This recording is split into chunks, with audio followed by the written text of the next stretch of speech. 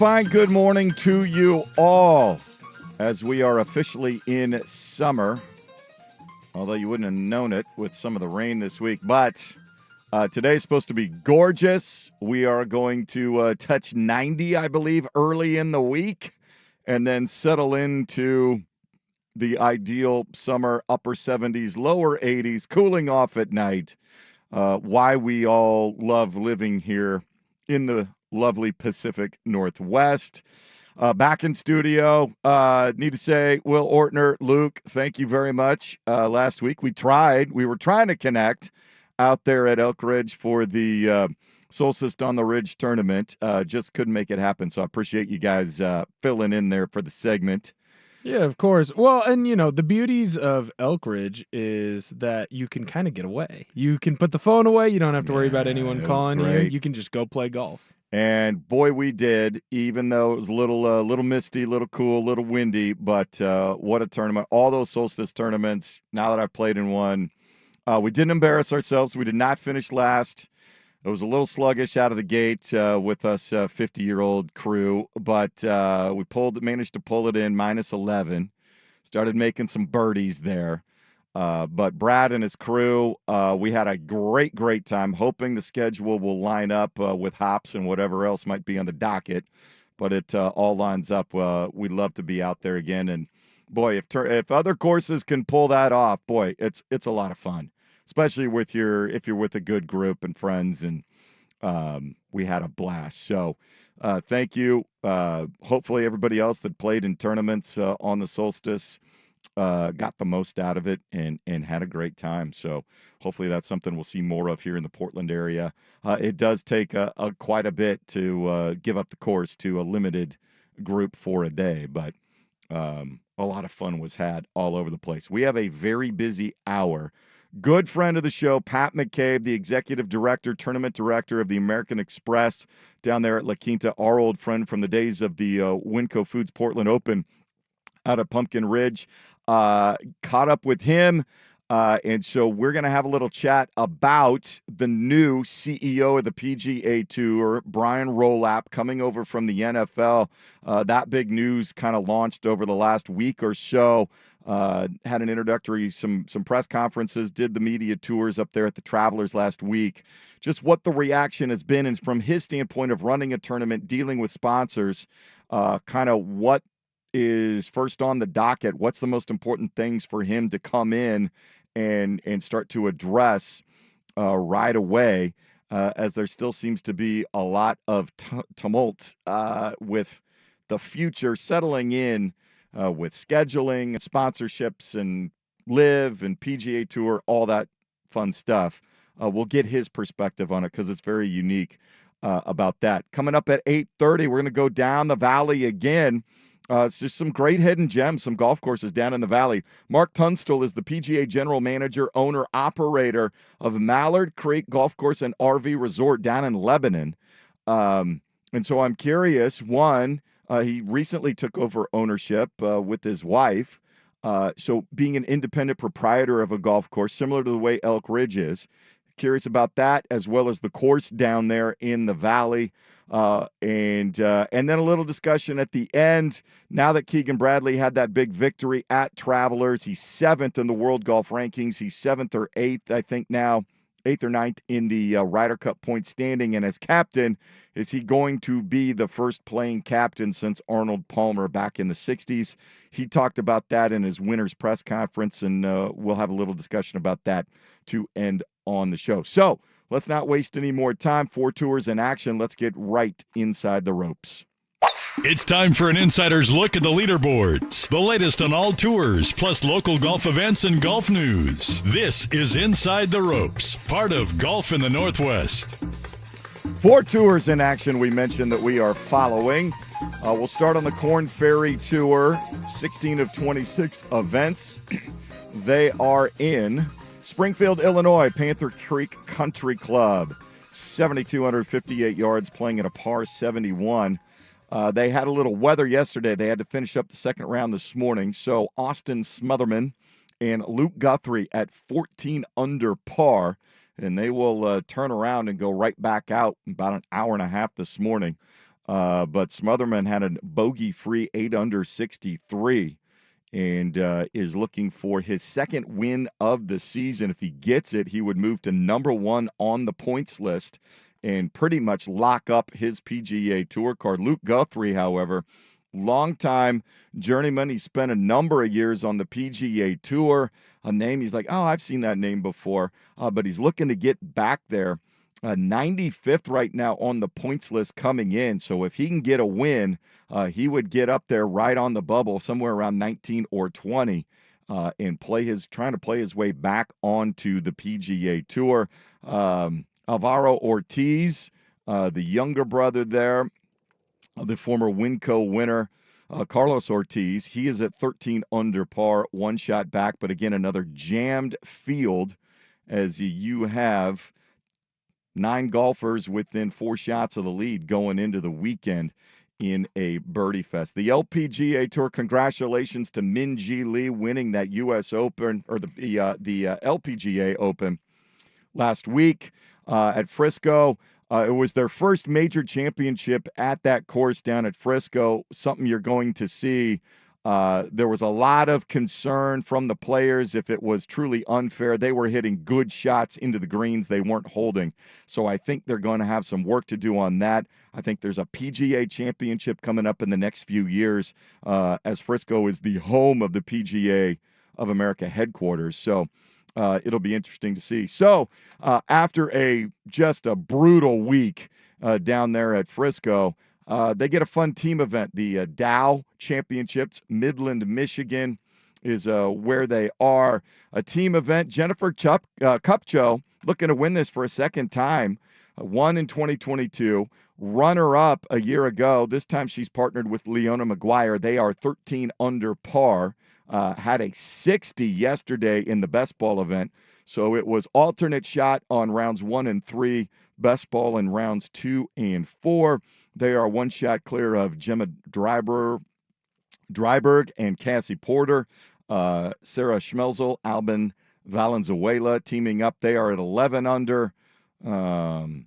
So some fun names up at the top, but it's just a fun event. Lexi Thompson playing with Megan Kang. They are in the field at 8 under par.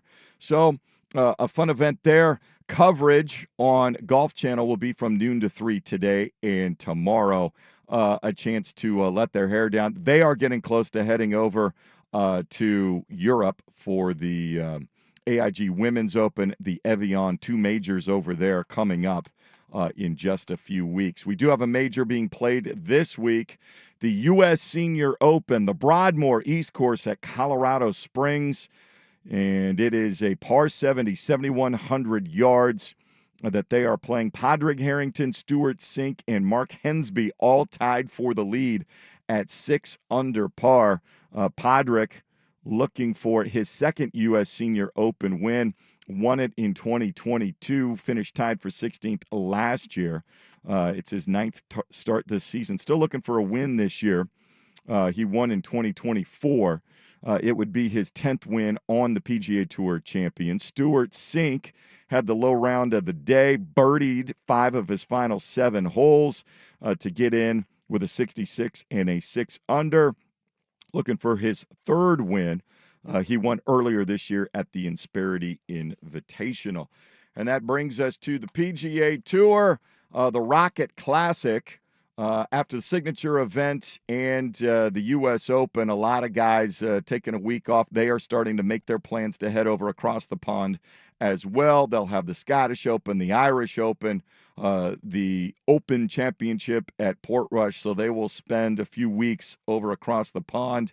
But for the rest of the field, a chance to make some hay in the FedEx Cup, try to get into that top 100 and secure your card. Chris Kirk and Philip Knowles, Andrew Putnam, all tied at 14 under par. Putnam, the Tacoma native, looking for his 2nd tour victory. Chris Kirk trying to play his way back near the top. He's on the bubble right now, 101 in FedEx Cup point standings. So a win would put him up to 48. Andrew Putnam there at 92, and then Philip Knowles at 195. Just needs to get into the top 100. But we had a course record Jake Knapp, after an opening round 72, had a 61 to set the course record. He's in contention at 11 under par. It is a birdie fest out there. You have 27 players within 3 shots of the lead going into this. Will be tons of fun if you like guys making birdies. Cameron Champ, 6 under through 11 today. He's got it to 13 under. We see Patrick Cantlay, Michael Kim at 5 under as well. So guys can go low. Coverage picks up at 10 this morning on Golf Channel, noon on CBS. That's what's going on around the tours. When we come back, sit down with Pat McCabe, the tournament director, executive director of the American Express down there at La Quinta, our good friend, finding out what the reaction has been to the announcement about a week and a half ago that Jay Monahan will be stepping aside from his role as commissioner. Brian Rolapp, the number 2 man in the NFL hierarchy, coming over, taking over as the CEO of the PGA Tour. That discussion next as we get going. It's Golf in the Northwest on 1080 The Fan.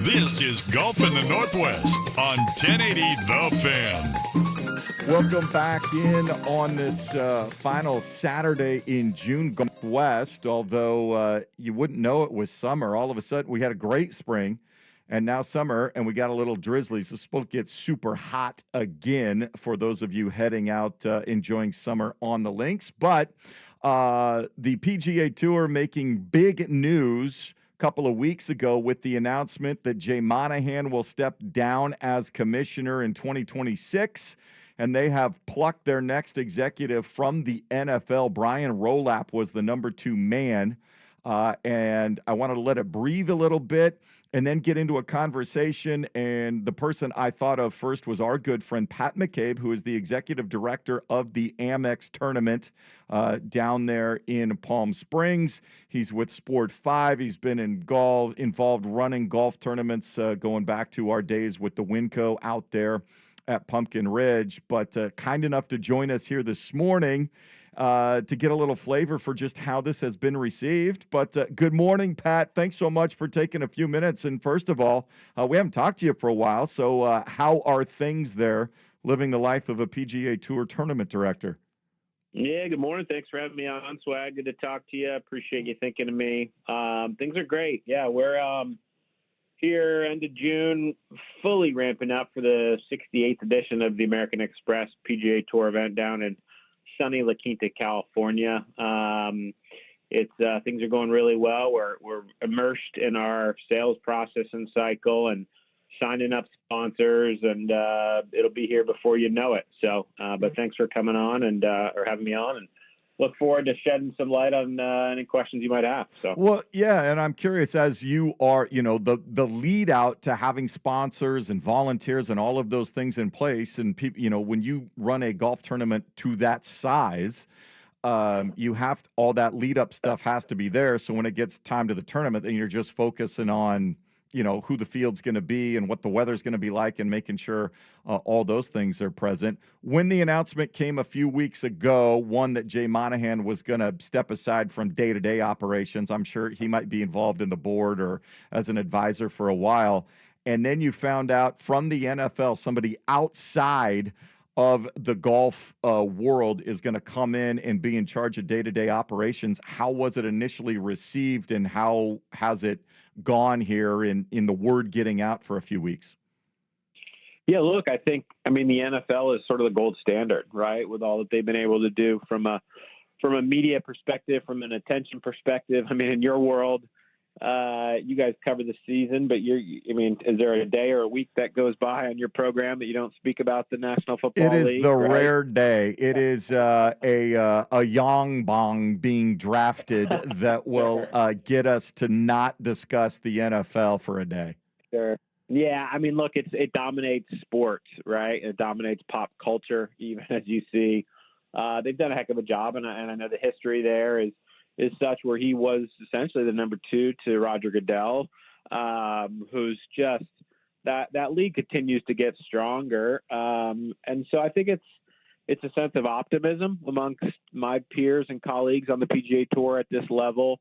He comes, I think he joked, he worked in the bag room at Congressional, might be his only golf experience, but certainly that's okay. I mean, a lot of members on my team don't have a whole lot of golf experience, but the foundation's set, and I think he's done a great job. Right as it was announced, I believe he was on site at the Travelers Championship. He was on site this week at the Rocket Classic outside of Detroit, and no, positive. I haven't had an opportunity to meet him or speak with him yet. I think that's upcoming here in short order, but yeah, I think there's a lot to be done, a lot of opportunity, but I think, I mean, really the tour's in a great spot, and I think, a year ago, there was all like the media components of viewership down, so on and so forth. And then you look at it seems like every week each event is breaking records as far as viewership perspective. And, seeing the numbers from the Travelers this past week with Keegan's historic win and stuff like that. So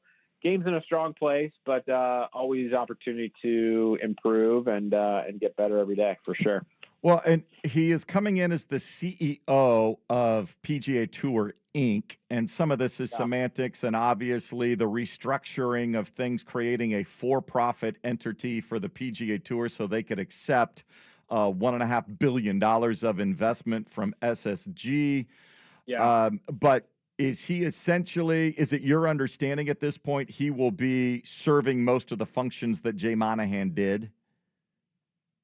Yeah, I think so. And look, the tournament business affairs of the PGA Tour is strong, right? So, in my day-to-day, I wouldn't necessarily, as with any organization, be reporting to the CEO and him, but he's got a heck of a team around him, both in Ponte Vedra at headquarters, and then, those men and women travel week in and week out across the tour. And there's so many entities and levels, right? I mean, you've got the players, you've got the rules officials, you've got the tournament host organizations, you've got the media components, you've got the fans, which I'm fortunate to sit on a sub board right now of really the fan forward approach of the PGA Tour is something that is at high priority, as we're really actively surveying fans week in and week out about the products on site, right? It's one thing to watch it on your couch at home, but it's another thing to go and invest money and pay to park your car and go walk around and see the greatest players in the world. So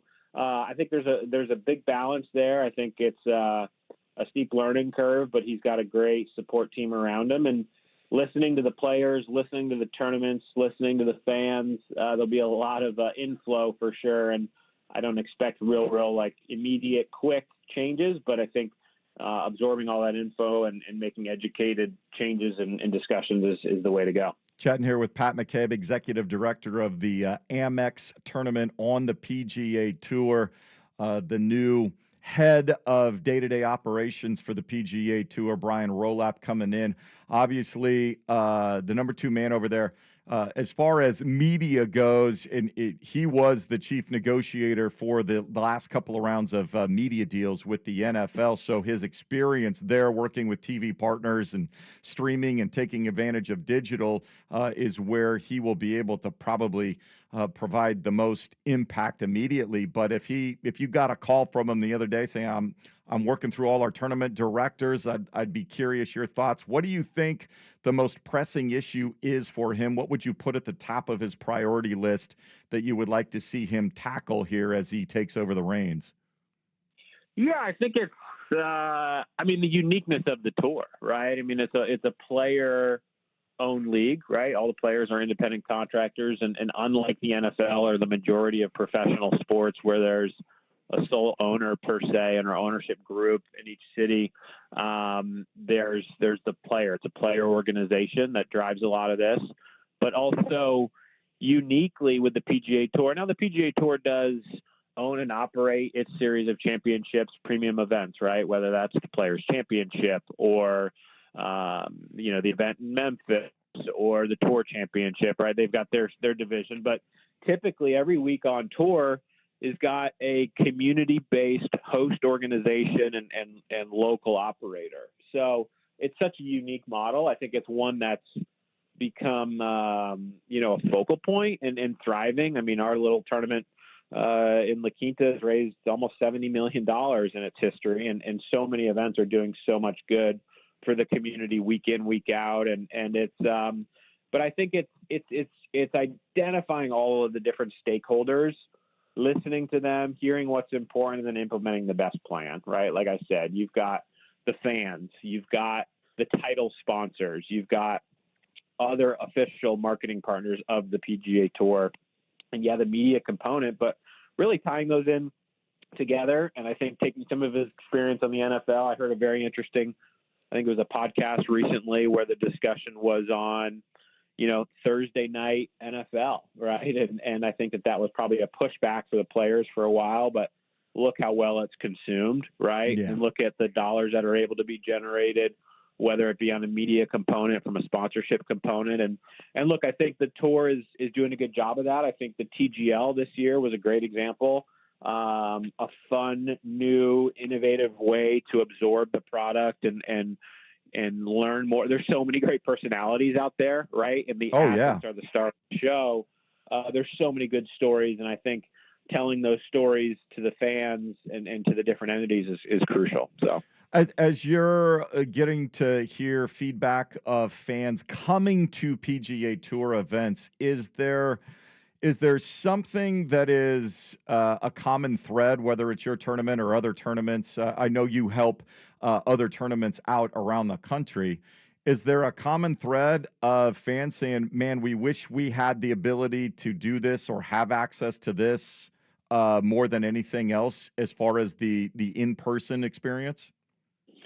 Yeah, I mean, look, there's some basic stuff. I mean, as simple as, reducing carbon footprint and water refill stations on the golf course, right? Or Wi-Fi accessibility. Unlike other professional sports leagues where you've got a permanent stadium to which you can build that infrastructure, we are building our stadium, right? And so you're spread across dozens of acres, which is a benefit to us, right? You can watch so many different points and experiences, but it's tricky sometimes to find a Wi-Fi signal when you're out on the 6th hole at PGA West. Yeah. So it's how you absorb it, and golf is such a unique component, right? Where there's 2 to 3 players per group, depending on the hole that you're viewing. You're only watching 15 to 20 seconds of actions every 15 minutes. So what bridges that time in between? I think we've done a great job of that in our history, just of we can never control who's going to be playing inside the ropes. So we've been very fortunate, right? We've had Scotty Scheffler, we've had Xander, we've had Ricky Fowler, and a great field. But we've also had amazing concerts. We've had Keith Urban, Journey, and so many events are doing. You see what Phoenix is doing. You see what next week at the John Deere, I think they've got Zach Brown playing literally on the 18th green after play concludes. So it's an entertainment product. It's a spectator-driven component, and a big piece of the revenue structure of every tournament is those fans, right? It's not just the tickets. Yeah.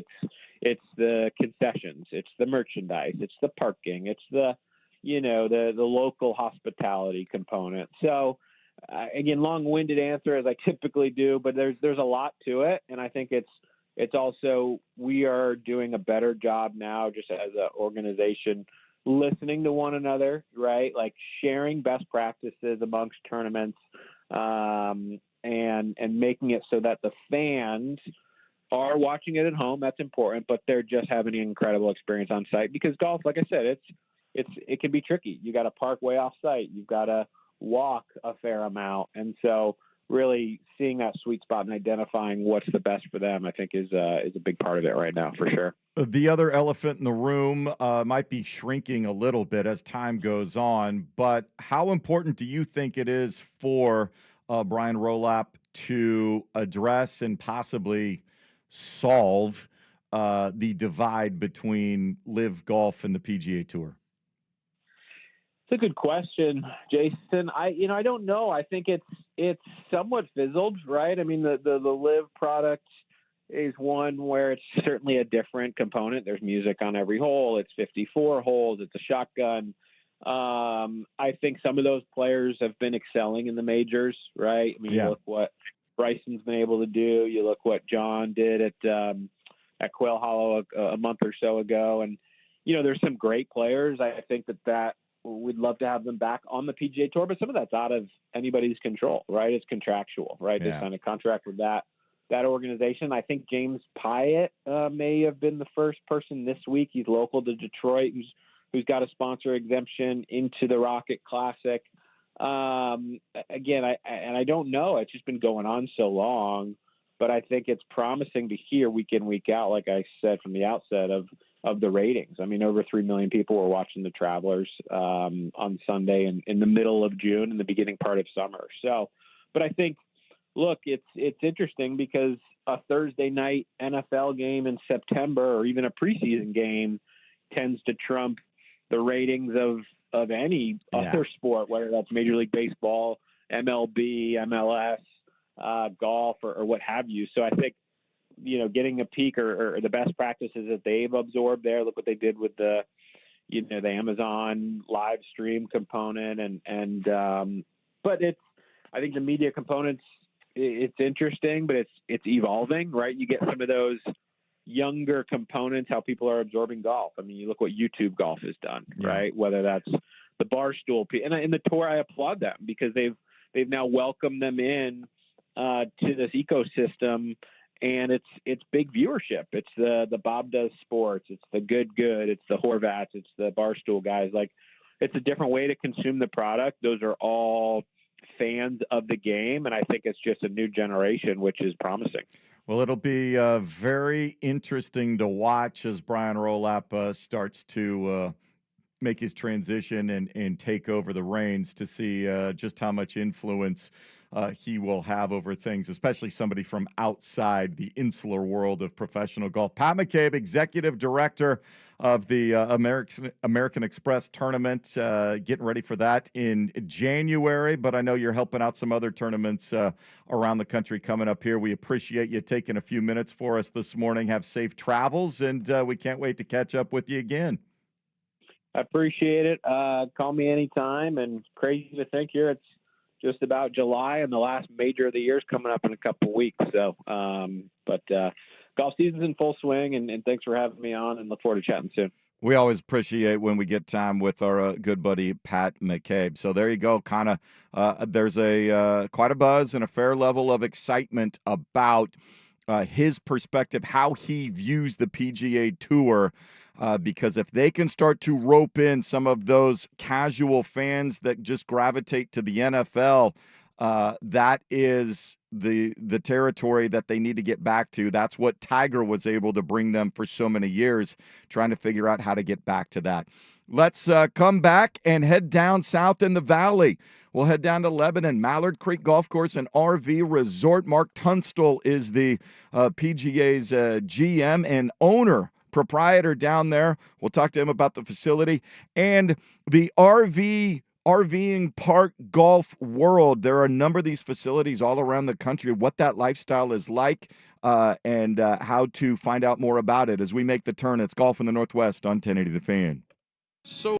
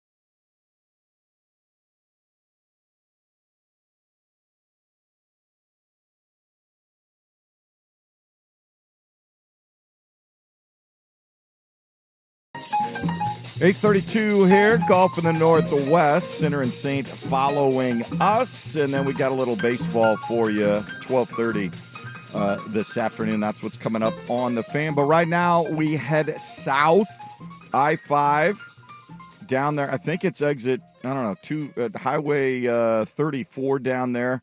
You turn right, you go to Corvallis. You turn left, you head out to Lebanon.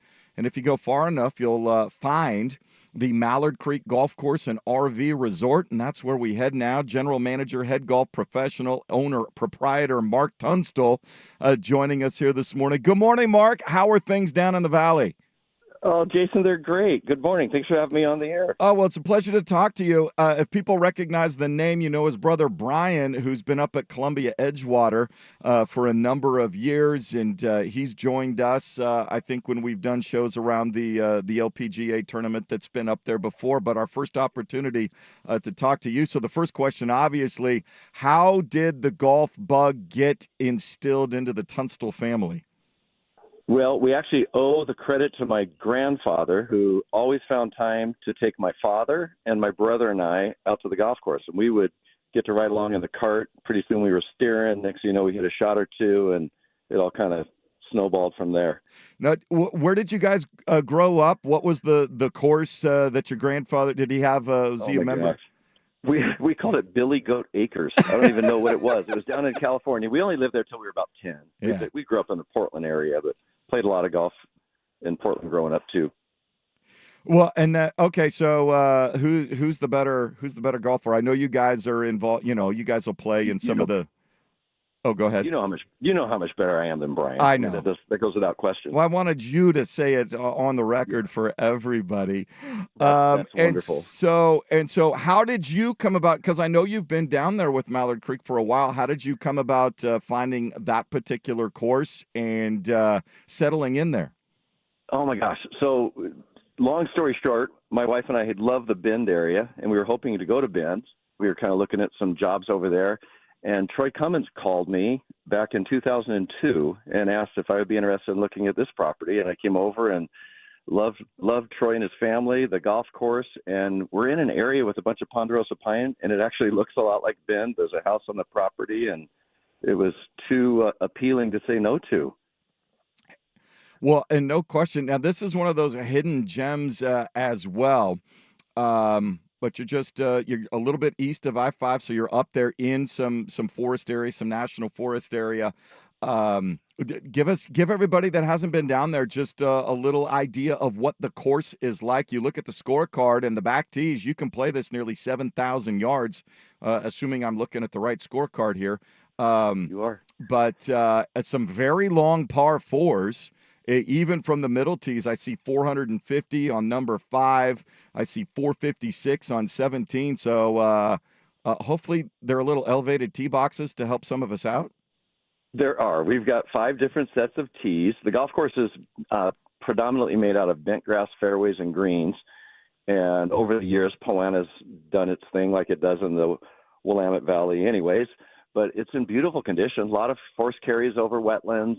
Some upper tees you can play if you'd like to avoid those without having to hit the shot and still enjoy the beauty of it. There's not a home on the golf course other than the one we live in, and it's absolutely beautiful. We really enjoy it.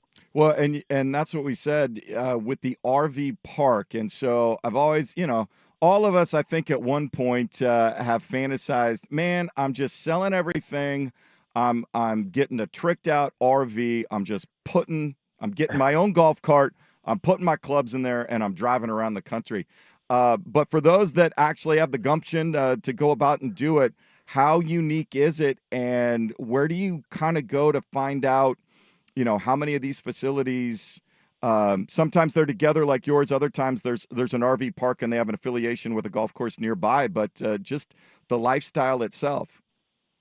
Well, the internet has certainly helped. If you were to just Google golf RV in whatever city you want to go to, you're going to find a lot of information. We've been consistently ranked in the top 100 in the Northwest for a golf and RV facility. Oftentimes you'll find a really nice RV park with a small golf course next to it, maybe 9 holes. It's very rare that you find a really upscale RV park with a really upscale golf course next to it. And we're fortunate to have a couple here in Oregon.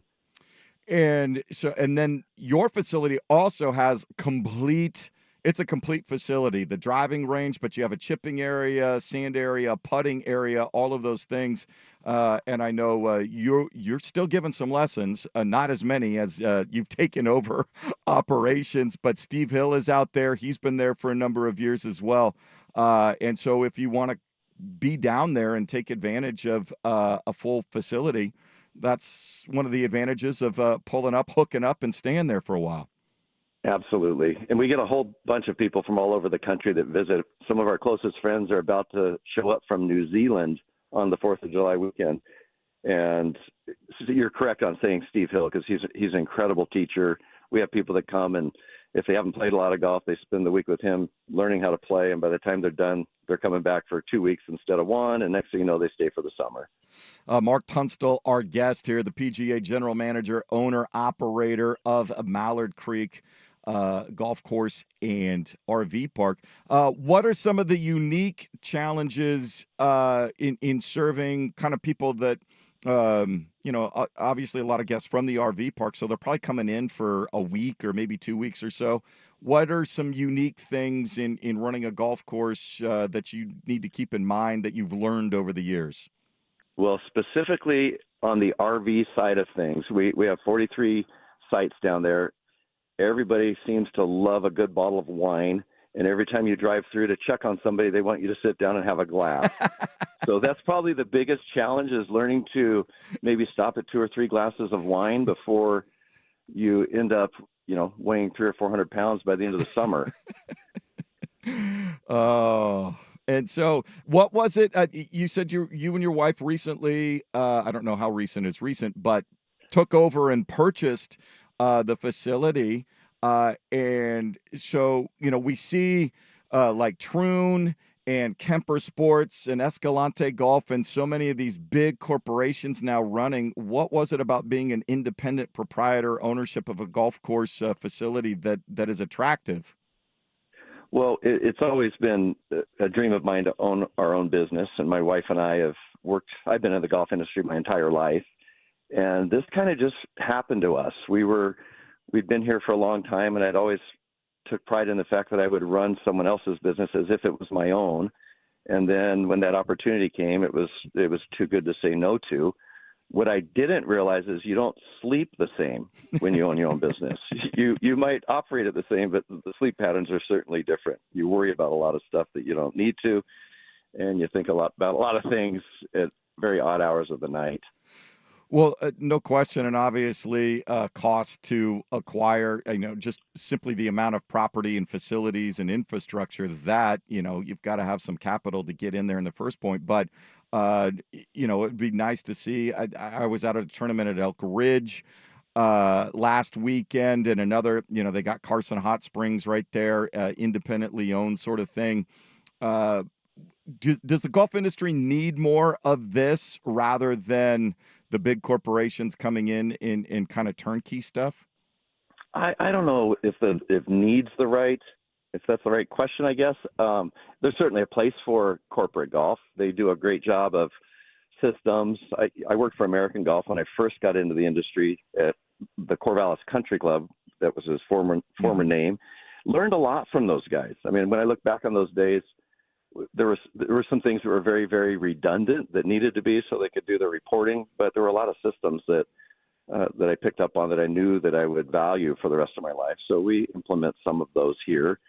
But for the most part, I absolutely love I love local businesses. I love getting to know the families, being part of a community, and finding ways that you can give back to your community that you live into.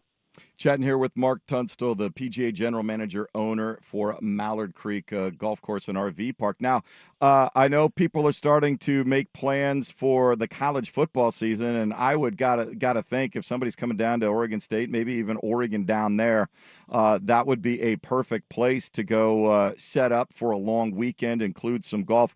Now, are there any either cabins or RVs there that are available, or campsites if you don't have an RV? Part of it if people just want to come down and stay, or is it strictly just the slips for the RV park? Right now, we are strictly just the slips for the RV park. It's something my wife Charlie and I have talked about a little bit, but for this point in time, we're just an RV resort. Don't quite have the capital to put the cabins on the course yet. Gotcha. And then for people in the Portland area, it's an hour and a half drive to get down there, but a gorgeous drive at that. When's the ideal time? Weekdays versus weekends? How far out in advance? Obviously open to the public. What should they know about if they're looking to come down wanting to play? Well, we take tee time 7 days in advance, and we take RV reservations. We start in September for the following year, so we've had people making plans for quite a while. We still have plenty of openings for weekly stay and play packages. We do 2-day stay and play packages, live music on Friday nights starting up next week. And it'd be just a great little vacation if you want to get away for even a couple days. We'd love to have you here. Oh, that sounds fantastic. As far as playing the course, if we send some people down there, a couple of pieces of local knowledge that they should be prepared for when they get down there? There's a couple of greens, hole number 10 and hole number 16 in particular, that slope away from you. And it looks subtle, but it's a little more severe than you realize. When you hit that one little hop spinner into the green, you find out it checks but rolls all the way to the back. You'll understand what I'm talking about.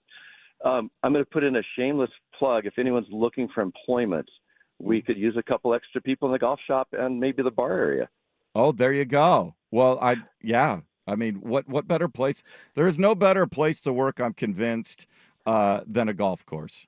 I don't. Everybody seems to have a smile on their face, at least when they start their rounds. I know coming in. uh, might be a different case. But yeah, if they want to get in touch, either to make a tee time, learn more about the course, or see if they're looking to fill one of those positions, what's the best way to get in touch with you? Just have them call me direct at our club phone number, 259-GOLF. And for those of you that don't know what that means, it's 259-4653, or just say, hey, Siri, call Mallard Creek. There you go. Online, it's mallardcreekgc.com. You can link to making a tee time, learn all about it. I'm gonna have to make a trip down to the Valley. We've had a couple other courses in PGA Professionals, some of the other courses down there. Make a weekend out of it, but looking forward to it. Mark Tunstall, thank you so much for taking some time for us this morning, and hopefully we'll get down your way here sometime, maybe early fall when things slow down a bit. Swags, thank you very much. I appreciate it, and we'd love to see you. There you go. Mark Tunstall, PGA General Manager, owner, Mallard Creek Golf Course and RV Resort. That's mallardcreekgc.com. Head on down there. And like I said, not just one of those little 9-hole things that they have there. It is a full-on golf course, 6,938 yards from the back tees on the card. Again, full driving range, full practice facilities, full golf shop, nice bar. And if you've got the RV, just tug it on down. He said they still have some openings here going into the fall. So we thank him for joining us. When we come back, a little discussion. Keegan Bradley now, after winning the Travelers Championship, moved up to 9th in the Ryder Cup points. He's 7th in the world golf rankings. He happens to be the captain for September's Ryder Cup matches in or at Bethpage Black. Will he put himself on the team if he doesn't qualify on his own? We'll discuss that as we wrap things up. Golf in the Northwest on 1080 The Fan. Swag back.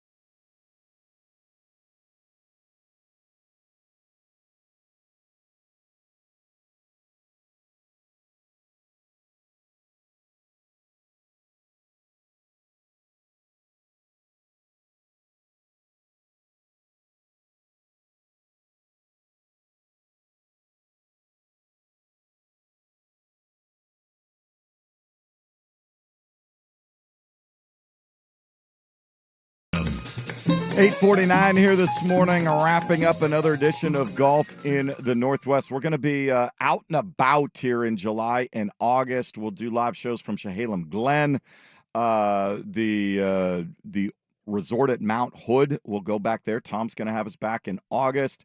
Portland Indoor Golf Club, new indoor facility out there in Beaverton near the Hoop. We're looking to set a date to head out there probably in late August. So some fun coming up. And then at the end of July, I'll be out at my home course out at Forest Hills. Marcus will join us. We can get Joey to join us out there, let you know about all the renovations and all the stuff that he's done. It's so dialed in right now. Like I said, the weather from winter to spring to summer has been so gradual, so mild, consistent, no extremes. The courses, wherever you're playing, we had the Fan Golf Classic on Tuesday. Langdon looked great. It was just dialed in all across the area. There is no better time to get out and play. Play anywhere. Go play. If you want to get better, we always say, and that's what Harold's, preach forever. You want to get into it. You want to enjoy it. You want to improve. Go find a PGA professional. Get some lessons. Let them help you build a plan for you. Whether you're just trying to start the game and establish some fundamentals, or whether you're trying to go from a 20 handicap down to a 10 handicap, whatever the case may be, find yourself a golf professional. As we mentioned, the Ryder Cup coming up at the end of September. Bethpage Black. You're going to need some bombers. Scotty Scheffler and Rory McIlroy have officially clinched their spots. So they were going to be on the teams no matter what, but they are the first players for both the United States and Team Europe to officially lock up a spot. The big question for the U.S. team is, will captain Keegan Bradley, at age 39, become the first playing captain since Arnold Palmer, who was 34 back in 1963. He was the last playing captain. And after winning the Travelers, it's always been hinted at. The media's talked about it. Keegan's tried to play it off. He can't avoid it anymore. And in his winner's press conference, he finally addressed it head on. Yeah, I mean, listen, this changes the story a little bit. I never would have thought about playing if I hadn't won. And, this definitely opens the door to play. I don't know if I'm going to do it or not, but I certainly have to take a pretty hard look at what's best for the team, and we'll see. We still got it's still June, so we still got a long ways to go. But this definitely changes things a little bit, and we'll all get together and figure out the best way to do this. And so his first foray into this, it was just a year ago that he found out everything was lining up for Tiger Woods to be the Ryder Cup captain. But again, more surgeries for him. He's been very involved in the inner workings of the PGA Tour. Are they going to get back together with Live Golf? Now, he was involved in the group that went and found Brian Rolap to come in and take over for Monahan. So he's had a lot on his plate. But the whole key for this, if he's able to do it and decides that it's best for the team, is his vice captains. And he talked about that's the only way this will work. Yeah, I got the call at 8 o'clock tonight, a year ago today. So I've been getting these questions for a year, whether I play well or play poorly. It's something that I've become used to. To be honest with you, I never really planned on playing. I really wanted to just be the captain. I really felt strongly about that. I want to serve the guys. They asked me to do a job. I want to do it to the best of my abilities. Now with the amazing vice captains that I have, and I have a better perspective of, playing in the President's Cup and being around a lot of the guys, I feel a lot more comfortable if I went that route. I'm really proud of the guys that are vice captains, and obviously you got Jim Furyk, one of the greatest players to play, and also an incredibly great captain at the President's Cup. Yeah, so he was the captain of the 2018 Ryder Cup team in France, but he's been a vice captain at Whistling Straits in 2021 and 2016 at Hazeltine, both victories for the U.S. So he'll be able to serve a lot of the things for Keegan that he would be working with, during the thing. Obviously, the key is, he's going to be now in the FedEx Cup playoffs. How much work can he get done ahead of time so that they have a plan before they get to September and start really focusing in on the groups, how they want to set it up? Do they want to do the quad system that's been used before? Got interchangeable, 4 guys, and we'll change up the pairings, that sort of thing. If he is still playing well and he gets up further, into the top 5 in the world golf rankings, I think the players are going to want him to play if he is hot. It will be hard for him to say no, but with Kevin Kisner and with Brandt Snedeker and Webb Simpson and Furyk, I think he's got a brain trust there. So then it's mapping out what he's got to do, how much time he needs to be a player when he gets there versus his Ryder Cup captain duties. He talked about the PGA, though, they envisioned this when they first called him. I don't know. It's the lowest I've ever been in the world. When they called me and told me that I was be the Ryder Cup captain, the first thing they said was, "We want you to be the first playing captain since Arnold Palmer in 1962." And my head was spinning. I didn't know what they were talking about, but they knew that was a possibility and that we would have things in place for that. But I'm always trying to be the best that I can be, and I feel like I'm playing the best golf of my career right now. And, a year ago, I don't know if I would have thought I'd be 7th in the world, but I certainly thought I'd be, contending in tournaments. I can't believe what the scene would be like on the first tee of the first match on Friday at Bethpage Black if the captain comes out and plays in the first match. You want to get that place fired up, and Keegan is a fiery guy. He loves this stuff. He loves it. He is a competitor. He loves all sports. He loves to be in it. He's good buddies with Michael Jordan. If he can sustain his play and it doesn't fall off where he's concerned about it, I think the PGA will convince him to be that first playing captain. He is having a good time at the Rocket Classic. He's 7 under. As long as he stays up there in the top 10 in FedEx Cup points and in the World Golf Rankings, I think this will get done, and it'll be quite a scene in September. We will keep an eye on that. We want to give thanks to Mark Tunstall. Thanks to Pat McCabe for joining us. Schultze and Will going to be center and saining it here for you for the next 2 hours. I'll talk to you next Saturday. Until then, I'm Jason. Hit 'em straight.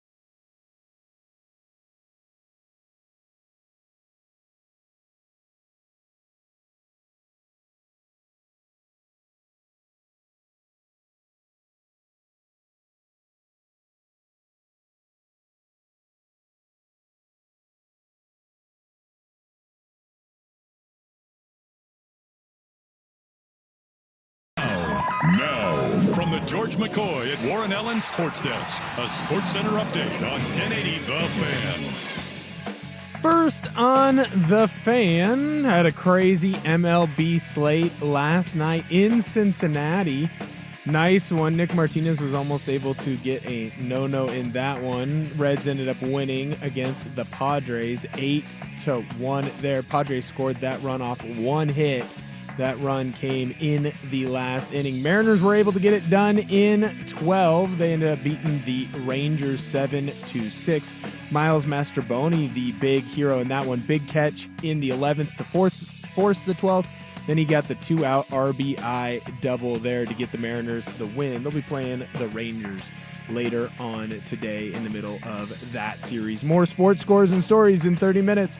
I'm Will Ortner from the George McCoy at Warren Allen Sports Desk. Hurt and missing work. Insurance companies acting like jerks. Don't call your mom. Call George McCoy at warrenallen.com. The Hot Corner.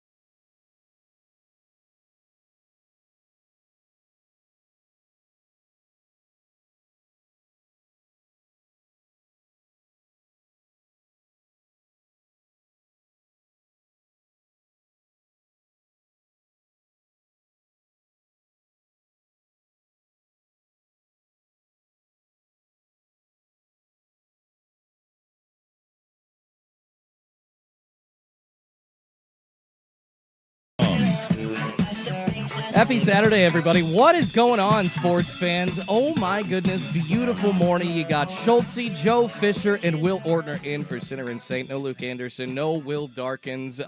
Pretty crazy, confusing morning. Nice show by Swag. As we both came in, actually, I got here first, and Joe Fisher walked in maybe 3 minutes after me, both unaware that the other was here to host the radio show. That was a fun one. Yeah, what kind of radio station is Dusty Era running over here? An Odyssey station, right? My God. Yeah, I guess nobody found out that Will and I had worked this out like 3 weeks ago, and he did tell the proper people. They were. Staffs, I they think knew. what happened is there was a scramble 2 weeks ago, and I wonder if it got lost in the shuffle. Lots of things were happening. There was golf being had. It's a whole thing. Yeah, I get it. It's probably just the fact that nobody actually wants me near a mic. That's okay. I'll try to take it in stride. But Well, I fell asleep at 2 a.m. last night. There was tequila that was had. There was rosé, a big old bowl of ramen at like 12:30 at night. ramen and rosé. Ramen and rosé, baby. That sounds like a rap album. Sounds like better than an infomercial. Did you get some Rainier in there? RRR? Triple R. An RRR night. Hell No, yeah. there was no Rainier, but there was ramen, there was rosé, and there was tequila. God. And then there was a golf earlier in the evening. I'm a tired guy. I'm wiped. Well, that mix, that wipe your stomach too. Like, Will Ortner can handle it. He's like 26, 27. You and I are in our 30s now, so heartburn and back pain. I get And heartburn. GERD. I get heartburn. Tums is being purchased if I know I'm going out for a nice long weekend. Have you bought Pepsid AC yet in your life? I have no idea what that is, but no, last year, Pendleton Whiskey Fest, I learned real nice and good about heartburn. That's what I've been trying to get out at the Fan Golf Classic as a hole sponsor. Yeah. Pepto Bismol to be Smart. sponsoring a hole. I A feel Tums, yeah. like that's something that every man needs.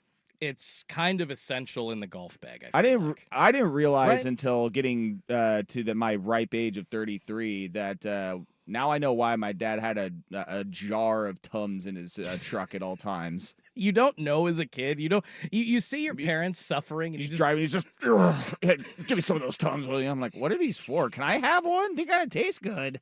These taste like candy. Did they was it the menthol flavor? Or was it like the fruity? Because It was the fruity. I can't do the fruity. It was Tums. the fruity kind. That literally, I don't know if you all suffer this. 503-8646 fan like I do, but Do you suffer from GERD? no, if you are sick or you're not feeling great, you got a stomach ache, you go for the fruity Tums, and sniffing them just makes your stomach ache worse. That would be me. That was my trouble as a kid with Tums. So I always avoided Tums and just went straight to like Pepto, basically. I was a Pepto kid.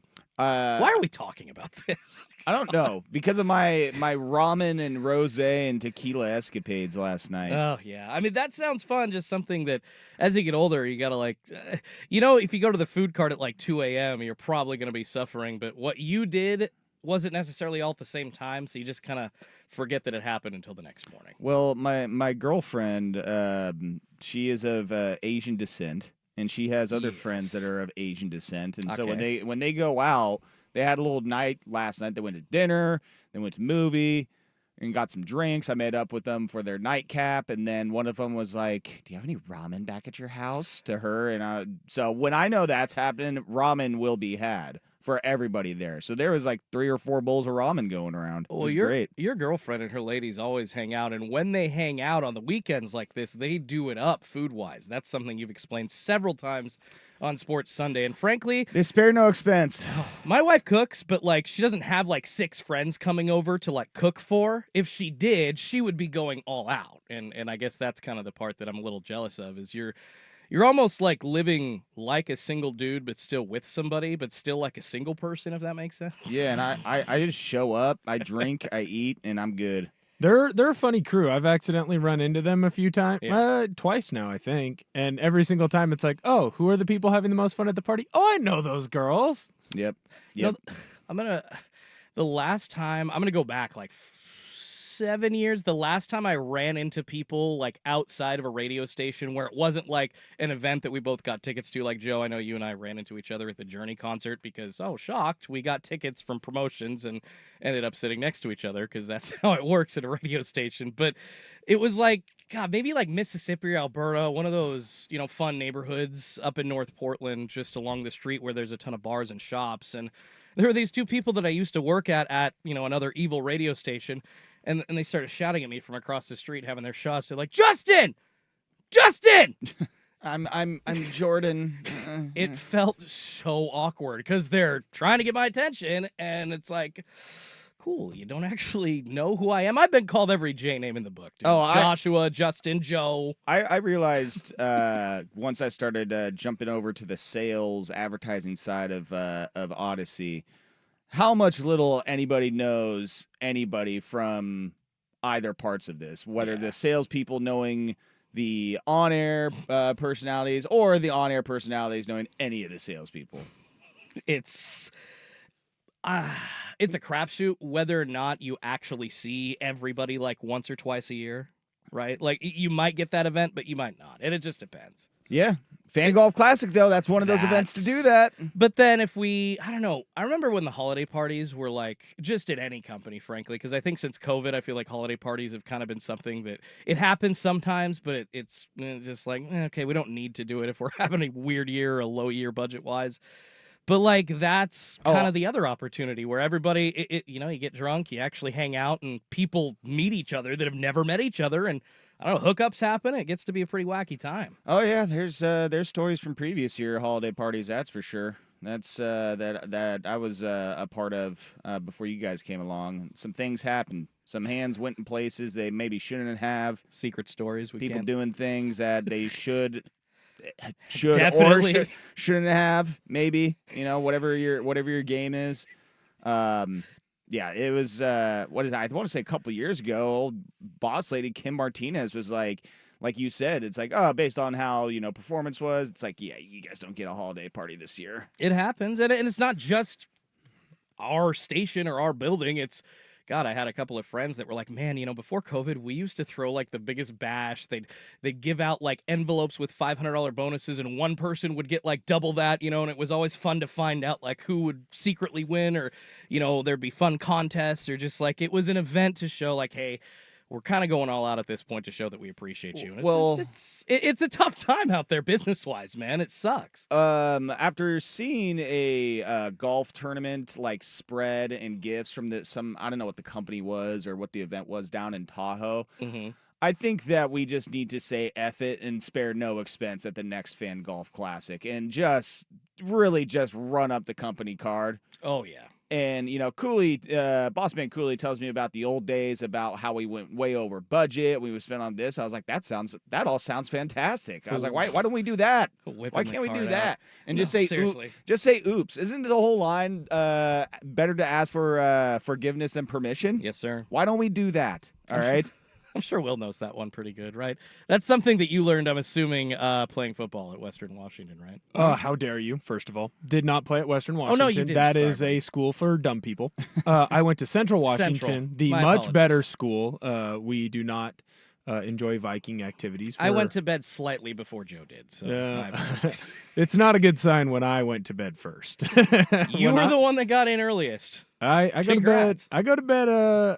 Fridays are early nights for me now. What? But yeah. I mean, like if things are happening, I'll stay up late. But I'm getting up early on Saturday mornings. I don't have time to nap. I got things I'm doing. I got people to see, places to be. But I will say this: I've also learned, instead of asking for forgiveness, the immediate, I didn't know I couldn't do that. I'm sorry. Yeah, is a very quality play as well. Just, you know what? I'm gonna do it today. When the boss texts me and says, "How did two people show up?" I'm gonna go, I'm sorry. Yeah. Do you think Dusty's listening to this show right now and is just like, oh, oops. Whatever. And then he goes about his day. I genuinely hope he's got other things to do on a Saturday. Yeah, I'm looking at this golf tournament video again because I feel like this is what we need to do for the Fan Golf Classic. We need to have all this extra customized lockers with our name on it. My God. with all the gear in there, a hat, a little satchel bag. We need to have intros. We need to have B12 vitamin shots. Mm-hmm. That's what Roger Clemens was taking supposedly back in the day. B12 vitamin shots. 3 different bars throughout the course. One at the driving range, one at the turn, and then another one sprinkled throughout there. A whole bunch of snacks. A whole big old stretch lab. Oh my God! I'm looking at the spread. Lobster tails. Oh my God! Yeah, no expense spared. I mean, I have never seen so many sternos in my life. My God, a whole grill. Granted, we did have Matt's barbecues, so I mean, I'll take that. I mean, we're not. That's comparable to some of those items. Like you hear about like the Oscars or the Grammys, where they give all the winners, or even it's not just the winners. It's like the people that even got voted to be nominated for the awards get like $200,000 swag bags with like discounts to amazing experiences that you and I'll never get to do, and like it's I don't know, like there's a certain level of pomp and circumstance, but like, hey, dude, the Fan Golf Classic, it was amazing. Like I got no complaints about that, man. Like we had our own bars right as you started to get on the course going out to the 12th hole. There was another one right up at the shed. Like there were so many places you could get drinks. I had no problem with that. Elizabeth, our promotions person, did a great job, was giving out the great swag bags. Our prizes, I think, were pretty cool. The speakers that people want, hey, dude, like I have one of those in my house. Those are legit. Langdon was dialed too. The most important part, the course, baby. I tell you that Langdon is always beautiful. Langdon is a little too rich for my blood sometimes, as far as price goes. So I probably play it 2 or 3 times a year. It's worth every penny, though. One of those is the Fan Golf Classic, and there's about one shot around when I actually decide to hit a ball pretty flush. That's in the fairway. I actually decide to hit a ball correctly, and my club just cuts through that grass like a knife through hot butter, and it is just, or is it a hot knife through butter? Either way, it is. I think just both work actually. It is just pristine. How do you get a knife hot though? You put it under the water, or you put it on the stove. Yeah, okay. Heat it. Throw it in the microwave. Yeah, might as well. Yes. A smart Joe Fisher there throwing our PSA: don't throw silverware in a microwave. Please. Yeah, don't try that. You did not get that Why advice from not? 1080 The Fan, because it will spark up and ruin your microwave. I gotta see it to believe It'd be it. pretty Someone cool, give though. me a knife. We got a microwave Will, here. go for it. I want go and film it. Yeah, go try it. No, Post it to the socials. Good thing about 2025 is we have YouTube. You can go see pretty much anything happen. So, oh wow, Someone's definitely put that on YouTube. That's AI. Probably 1,000 times. What a crazy morning it's been, though. I was up a little bit earlier than I wanted to be. Did see out my window as I was getting up, though. Beautiful day, as I mentioned to open the show. The Big old bald eagle. No, the golfers were out like in my neighborhood in mass. Like it looked like 7. So you can kind of see over from my second story window. Like there's area with across the moat and across the 3 acres of fine farmland that I own. And no, we rent, but we're in a Deese neighborhood, I guess you could call it. But like the Deese, I haven't heard someone say Deese in a while. Yeah, I like that. That's a 36-year-old throwback to me. Oh, I hear you, man. That's right. That's right in my wheelhouse too. 90s, 2000s. Pretty Deese, kid. bro. I mean, it's better than saying glazing them. Like, yo, bro, you're glazing them, like the kids say nowadays. I don't understand that one. I'm Are like, you a what? gooner? I'll explain both of those to you in the break, Jordan. I got you. I don't need to have that one explained to me, Joe, nor do we need to explain that on the air, although Olivia Dunn did tweet that out, and everybody freaked out on social media. So, What course did you see, though? Where are you by?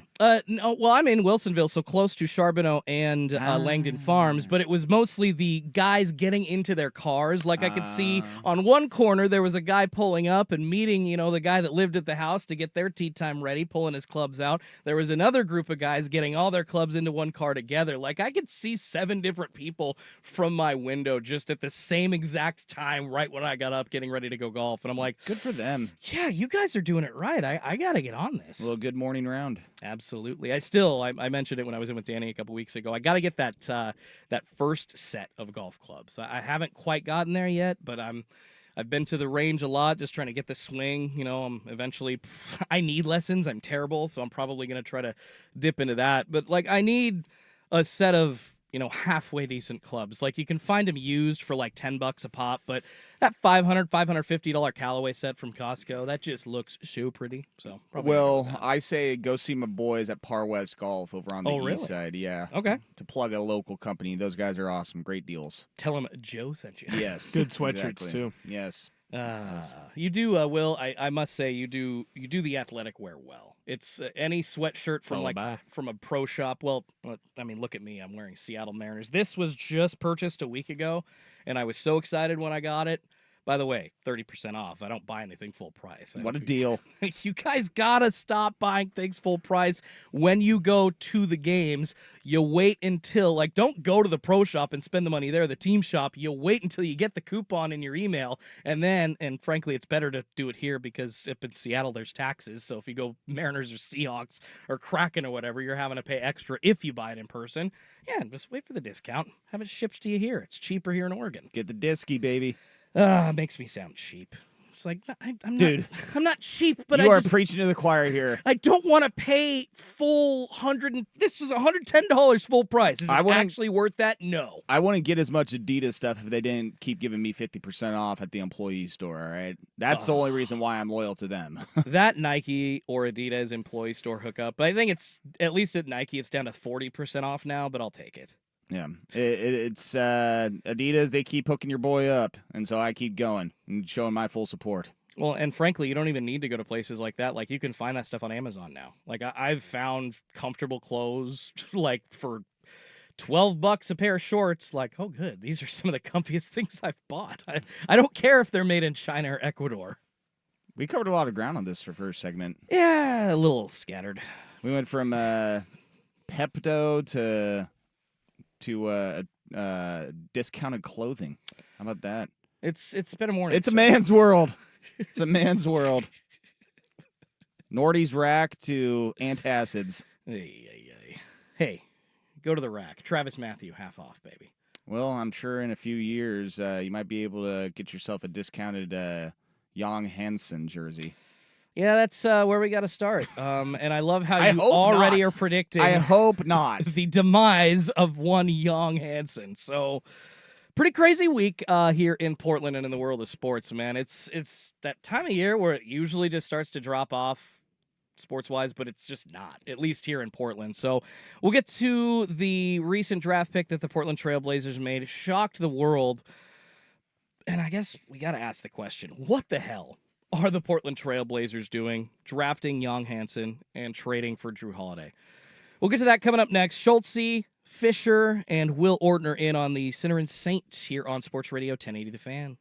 Hey,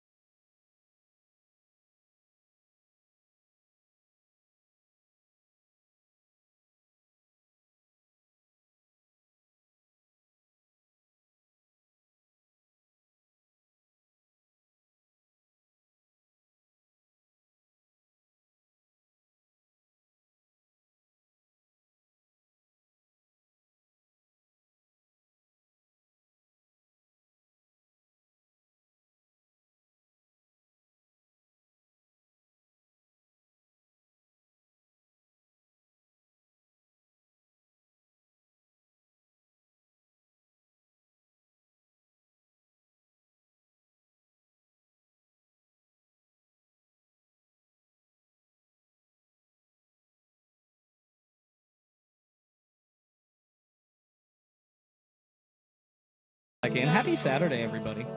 Beautiful morning. And thankfully, I think we're done with like all the cloudy weather. Should be very sunny. I think we see 90 degrees on Monday and basically into summer after this. It looks like we're actually, it's weird. Pacific Northwest summers kind of start off a little weird, little shady sometimes like it's been. But I don't know. For me, I think this is perfect golf weather. It's been, frankly, a little bit of a perfect time to, I don't know, get an extra nap in leading up to this kind of day. Like, it's just, it's the great thing about the Pacific Northwest. It's so mild here. Like, I don't like it when it gets to 95. So I'm excited that we're maybe getting to like some 80 degrees, 90 too much, but I'm excited for us to finally like get into summer, but I will miss some of the clouds as well. Sorry, I jumped in this segment late here. I was too busy dealing with that ramen from last night. I told you, brother. And that combo. And then I got wrapped up watching disgusting, nasty passes from Yang Hansen on my phone while I was doing the business. That'll happen. It probably should have been a shorter trip there, but the dimes that Yang was throwing, it had me enthralled. I had to stay on there a little bit longer. Yeah, Joe.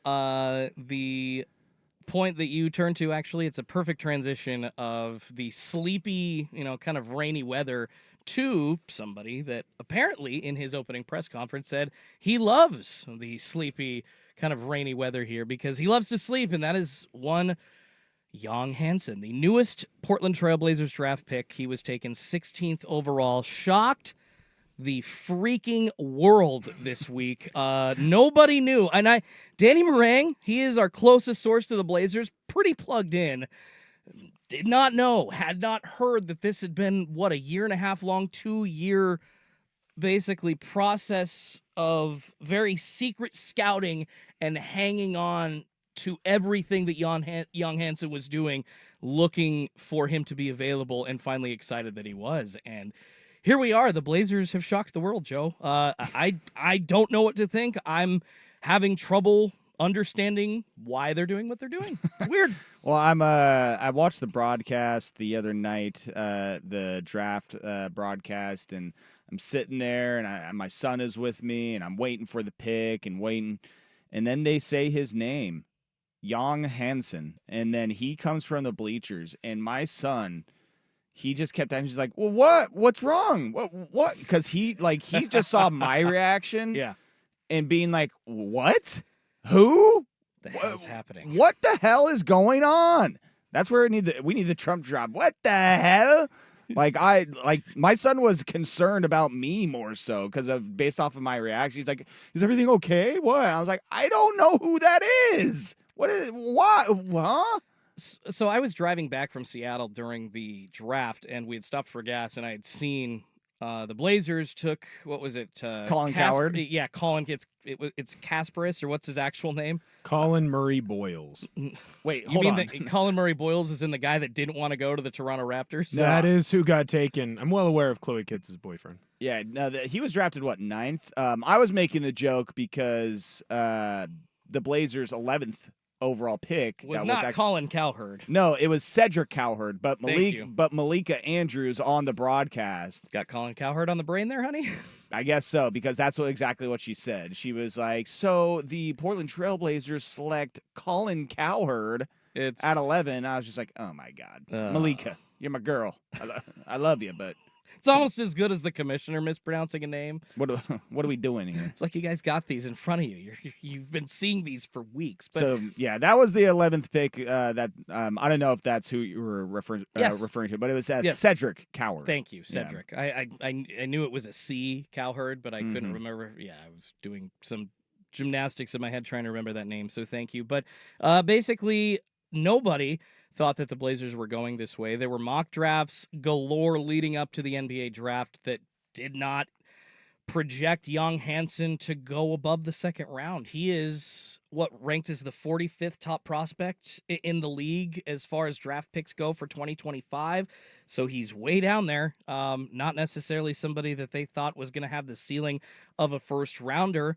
But the Portland Trailblazers think that he has the ceiling of a first-rounder. In fact, if you heard Joe Cronin earlier this week, he says that Young Hansen has no ceiling, which I guess if you think that you found a player like that, guys, well, yeah, he's 7'2". He can't. He doesn't. He's breaking all ceilings. You can't fit him in a normal room, baby. I mean, yeah, if you think that you're getting a player like that, I understand the reach, because this was essentially a reach for what they think is somebody that could be not only an impact player, but a star, a multi-time all-star in the NBA down the road with some development.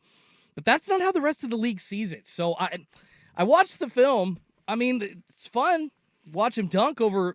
Dirt puts it perfectly. They're like his size. They're guys that are 5'6" in the Chinese Basketball Association that just don't equal his talent level or size, and putting him up against, maybe a little bit better competition at the combine or some workouts. Like, you heard the Blazers loved his workout, with Portland, and loved his workout at the combine. Well, there was also a workout that he had partaken in with Clutch Sports. That would be Rich Paul's agency, the representative of LeBron James, right? And there was some talk about how his performance was there because there was so much Chinese media, following this kid. And I think it was just an offhanded comment being like, no, that wasn't really. It was really bad. It's like it wasn't really a great freaking performance by Young Hans, or it was really bad, I think is the exact quote. And that aligns, Joe. Kind of want to go into these draft grades here that other sources have given the Portland Trailblazers. Pretty sure they have the worst grade of everybody in the first round, not only individually from these different publications, but overall. ESPN, C-. CBS Sports, C. Yahoo Sports, C+. Rip City Project, who is obviously a local entity in on the Blazers, gave them a C-, points out that notably this was arguably the draft's biggest reach, as we just said. NBC Sports, D-. The Ringer, D. Are they far off, guys? Only it's the classic, well, we'll see. It's one of my favorite lines in sports radio. Well, we got to see what happens. But, I mean, this was a reach by all accounts, and the reports also say that the Blazers were concerned that either the Timberwolves or the Nets were going to maybe snag him in the I forgot. I think the Wolves had like 17, and then the Nets had probably like 2 more or 3 more picks in the first round because they had a billion of them. They were projecting to take Hansen at 27. Yeah. So it was one of those where they clearly valued him, clearly valued his game and what he brings, and they did not want to take the risk of not getting him or trading back down again into the later of the first round or trying to get a second round pick. They felt like he wasn't going to be available at those spots, and that's why they took him at 16, which even Joe Cronin acknowledged was a reach. It's a massive risk, and I'm trying to also just like, well, it's at 16, but you did have 11. Now, granted, you did pick up a first round pick, a future one. Which actually, I like that part of the deal. I think that was that was a suave move by Joe Cronin, picking up a first round pick for, a spot where you're dropping down 5 and still get the guy that you want. Obviously, that's a win for your organization, but that's the thing about this organization, Joe, is they acquire future assets. Young Hansen, essentially, he's an asset now, but he's a guy that, is a projection for the future. They just don't go all in now. Money now is worth more than money tomorrow, and going for it with Dame was something they didn't do. And now we'll get to it here later in the hour with the trade for Jrue Holiday.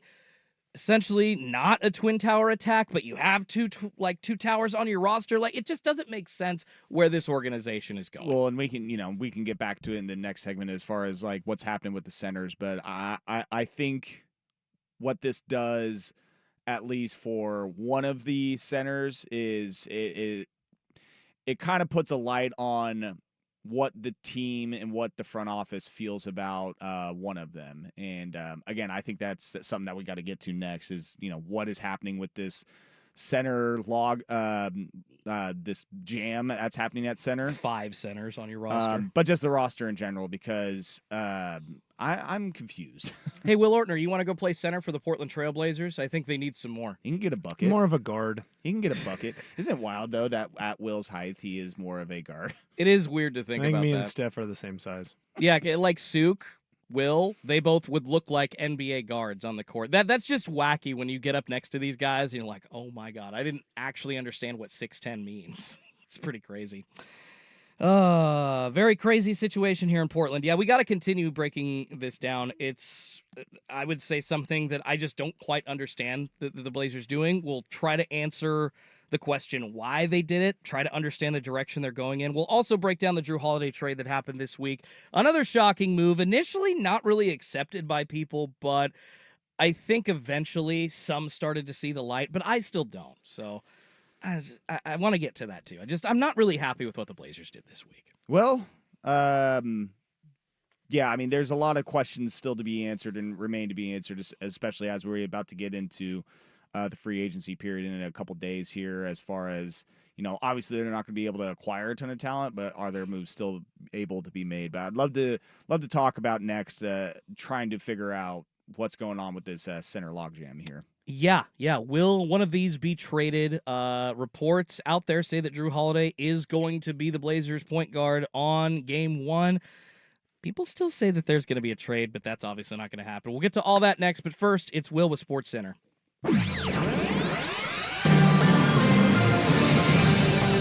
All right, brother. What the hell is going on? Welcome to news, boys. This is awesome. This reminds me of like the old news days, like back in the 60s when you were getting it from Walter Cronkite, a true news. Thank you for tuning into the 9 o'clock news. I'm Joe Fisher. I should be compared Luke Anderson to Walter has the night off. Cronkite. That's right. I should be compared to Walter Cronkite. I'm basically the same thing. Did you guys see what was going on in Cincinnati last night? No, I'm not really, unless it was like having to do with their chili and spaghetti, I did not. Nick Martinez went into the ninth inning. He had not given up a hit. He had 6 Ks. He did have 2 walks. There had been an error.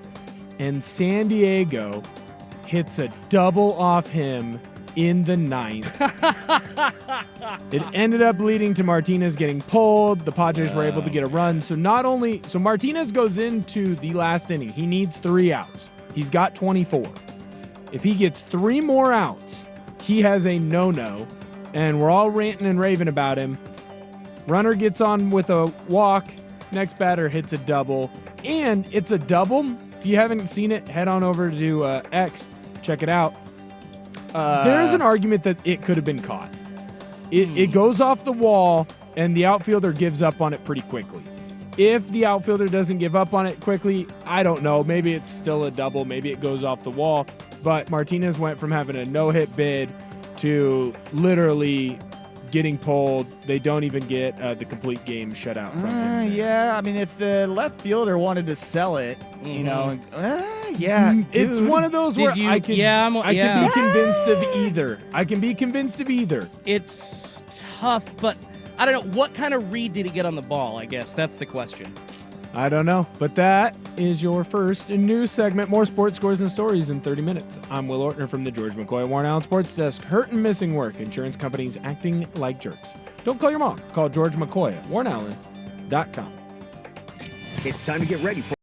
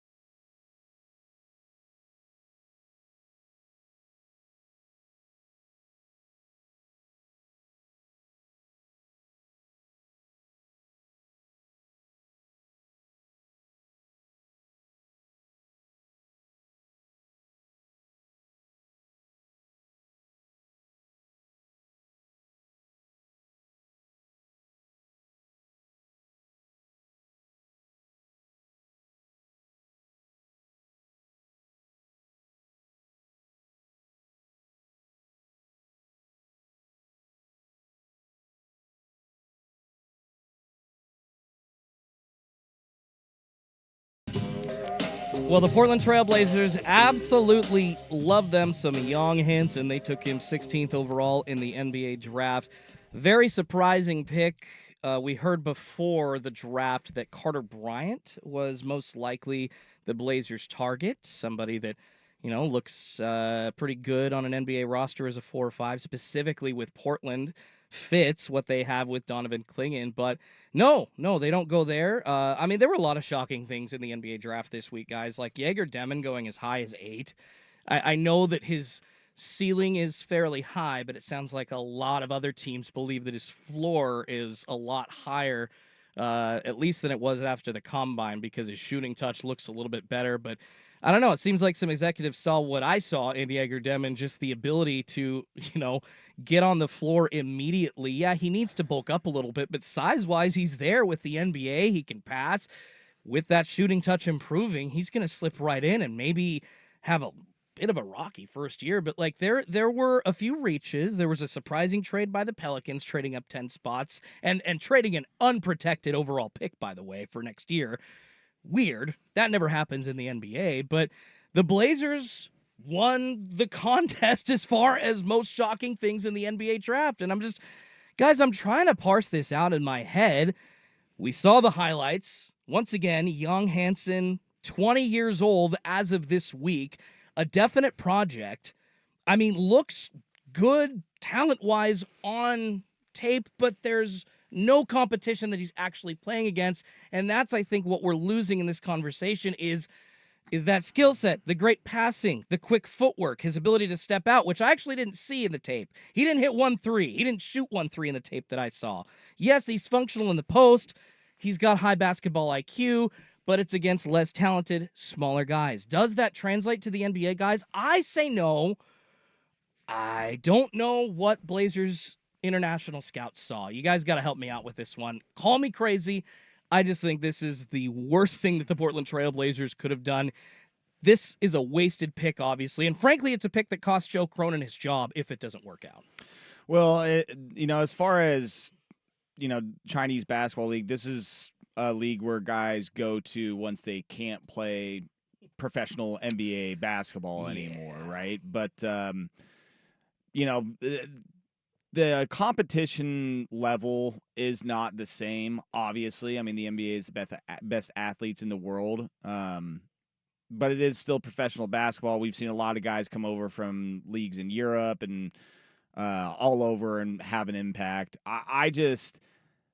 The quotes that I'm hearing from the press conference yesterday, outside of the best quote of the day, coming from Young Hansen saying that he likes to sleep all the time, and play PS5 and eat. Which already love that. Yeah. Love that. Fan favorite already. Is Joe and Chauncey, they love his skill set so much that they're like, dude, I think that we can throw him out on the court when we're this season and we'll be fine. They really believe in this guy's talent. It's not one of those oh, we're going to take a flyer and we're going to see what happens and we're going to try and develop him. They really like his game. Joe's opening comment on the press conference after the draft, couldn't be more excited, he said. Mm-hmm. Again, Chauncey yesterday, one of his lines was, they were talking about hey, is he going to be on the team? Is he going to G League? Is he going to stay over in China for a year? What they're like, he's going to be on the roster. And it's I know that we have all these guys, but he's someone that we feel like we can throw out there and play and, play immediately and he can make an impact. So that's obviously a lot of coach GM talk, selling wishful thinking and hope, but they love his skill set. I love his passing. I think when you can get a big man that can pass the ball like he is, that's what I see in the highlights the most that I love. The footwork, his post game, we'll see how that translates. But to me, if you can pass the ball, if you can have that vision, if you can see things developing and lead your players into an open spot on the court or as they're cutting or just down the court, whatever the case is, if you're in the post and you're getting kind of bullied and then you see someone cutting, you're able to make a little dish. I'm calling him the Chinese chocolate, baby.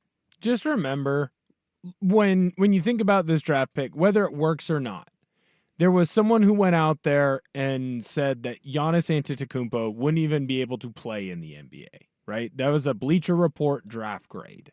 Just remember, Nikola Jokic was so irrelevant that when he got taken, they had like a beefy 5-layer burrito on the screen on TV instead of him being drafted. Sounds right? tasty.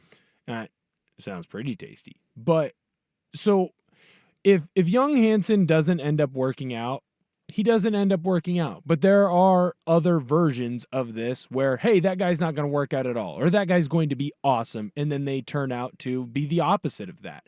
I like his passing ability. I'm with Joe. I think that he can dish the rock, and if you have a 7'2" guy that can pass, especially in this league, it's very rare, who can handle the ball as well as he can, that's hard to find. Will he reach his true ceiling? Who knows? But who knows if any of these guys are going to reach their true ceiling? A lot of people were talking about Carter Bryant being awesome.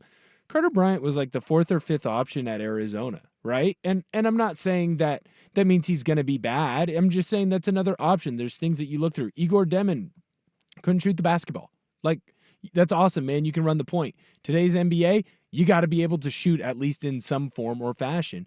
So there are a lot of reasons to go through and nitpick all of these draft picks.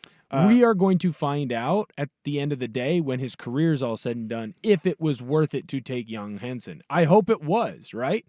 But I think anyone that looks at an immediate draft grade and it's, D, F, D minus, D plus, C, just know that those are people basing their grades off their own rankings. And so when you have a shocking pick like this, sometimes people will come in and immediately downplay it and poo-poo on it because they didn't see it coming. Remember, the Seahawks 2011-2012 draft class, it's Bobby Wagner, Bruce Irving, and Russell Wilson. Notoriously, that got an F grade. Yeah, I was going to say, everybody said how terrible of a draft that was.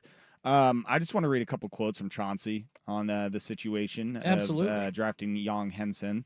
We have some audio, too. We could probably find that. We're really excited. He can do a lot of amazing things out there. One of the things I love the most is his IQ is really high. He plays the right way. Mhm. A lot of things I have to teach as a coach to young guys, I don't have to teach him.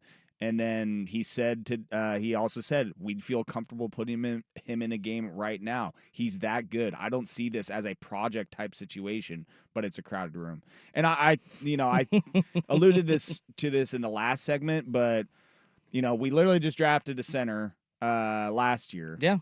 And what I think this is the team saying, okay, Donovan is never going to get to the point where he is going to be able to play 30 to 35 minutes consistently every night as a starting center in the NBA. And so we're going to need someone that has played a lot of minutes. I mean, if you look at his minutes in the CBL or whatever the league is in China. It's the China Basketball League. Yeah, whatever that is. Is that he played a lot of minutes and he's played in starting positions, and it's something where also his skill set is much different than Donovan's. Donovan is going to be an anchor defensively. Throw me some lobs. Maybe I'll be able to shoot a three here and there, but for the most part, like, he's not going to generate his own offense. Whereas Young seems like, the defense is what's lacking, but he can play make. He can make things happen on offense, whereas Donovan's more so going to be there for rebounding, blocking, defensive anchor. So they're going to serve two completely different purposes to me. And if matchups dictate that in a game, hey, we're going to play Young a little bit more tonight. Hey, we're going to play Donovan a little bit more tonight.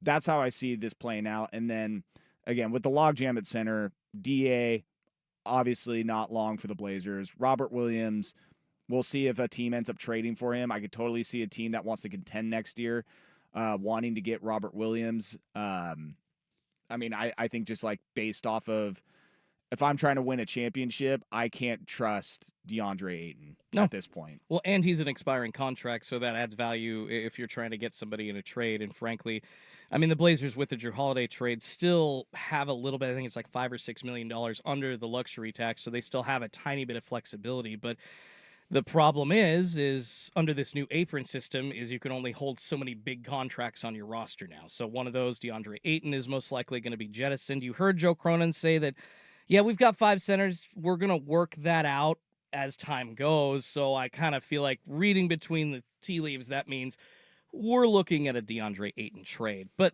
the thing about this, guys, and I know we got to get out to good or evil here coming up in a couple minutes, but the thing about this is I don't trust the evaluation skills talent-wise of Portland's front office. Like, I haven't been in on what Joe Cronin's done so far. Donovan Clingan is, I think it's an easy selection at 7 for any organization that needs a big man last year, so I don't really feel like scouting is something that Portland put the top there. And then you go back in their last few drafts, guys, the last good player for sure that they got in the draft was in 2018, and the guy they just traded in Anthony Simons. Before that, it was CJ McCollum in 2013.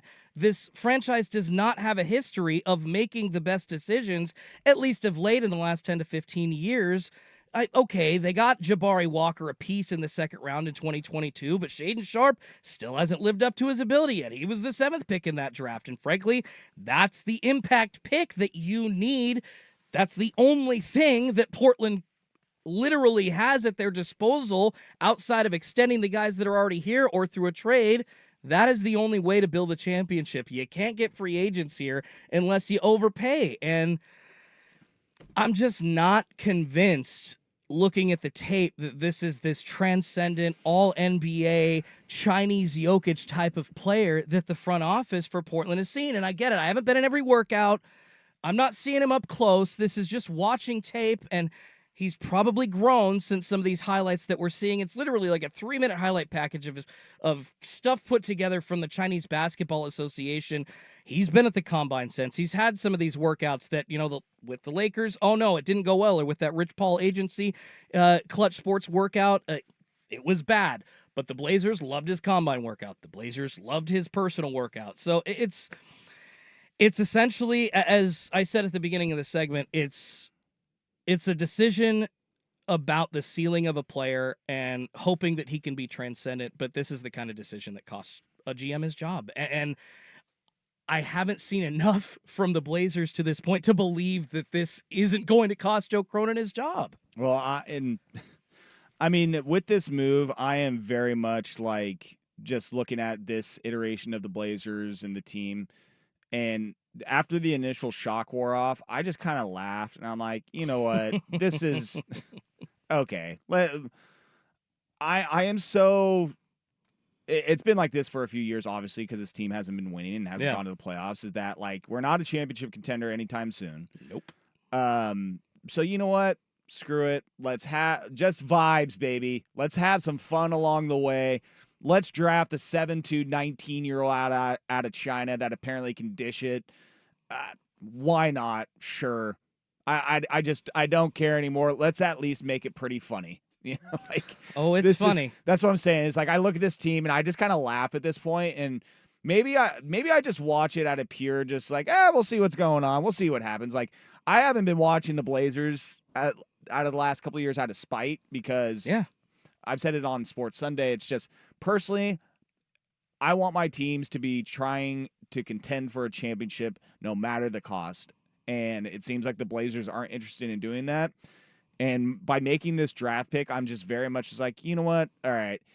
If I don't care and they seemingly want to make a pick like this that seems like they don't care, you know what? Let's just have fun doing it and say screw it. And I'm gonna try not to take it as seriously, try not to care so much because nothing's gonna happen in the immediate future.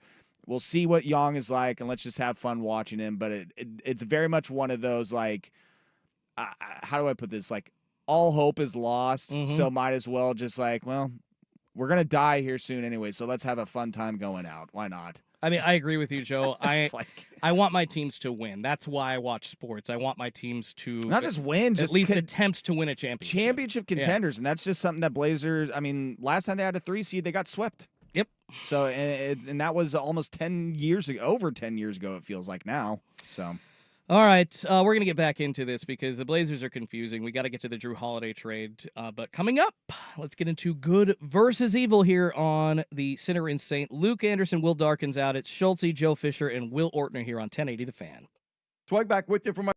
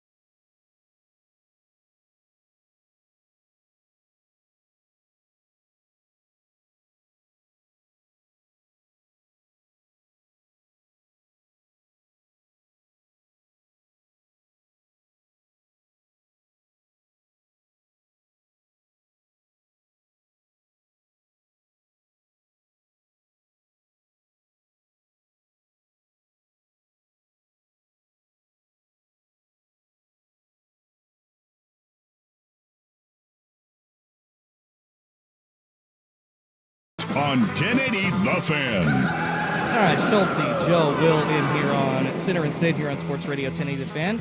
Let's go, Will. Give it to me. Give me the good or evil of this week, my friend.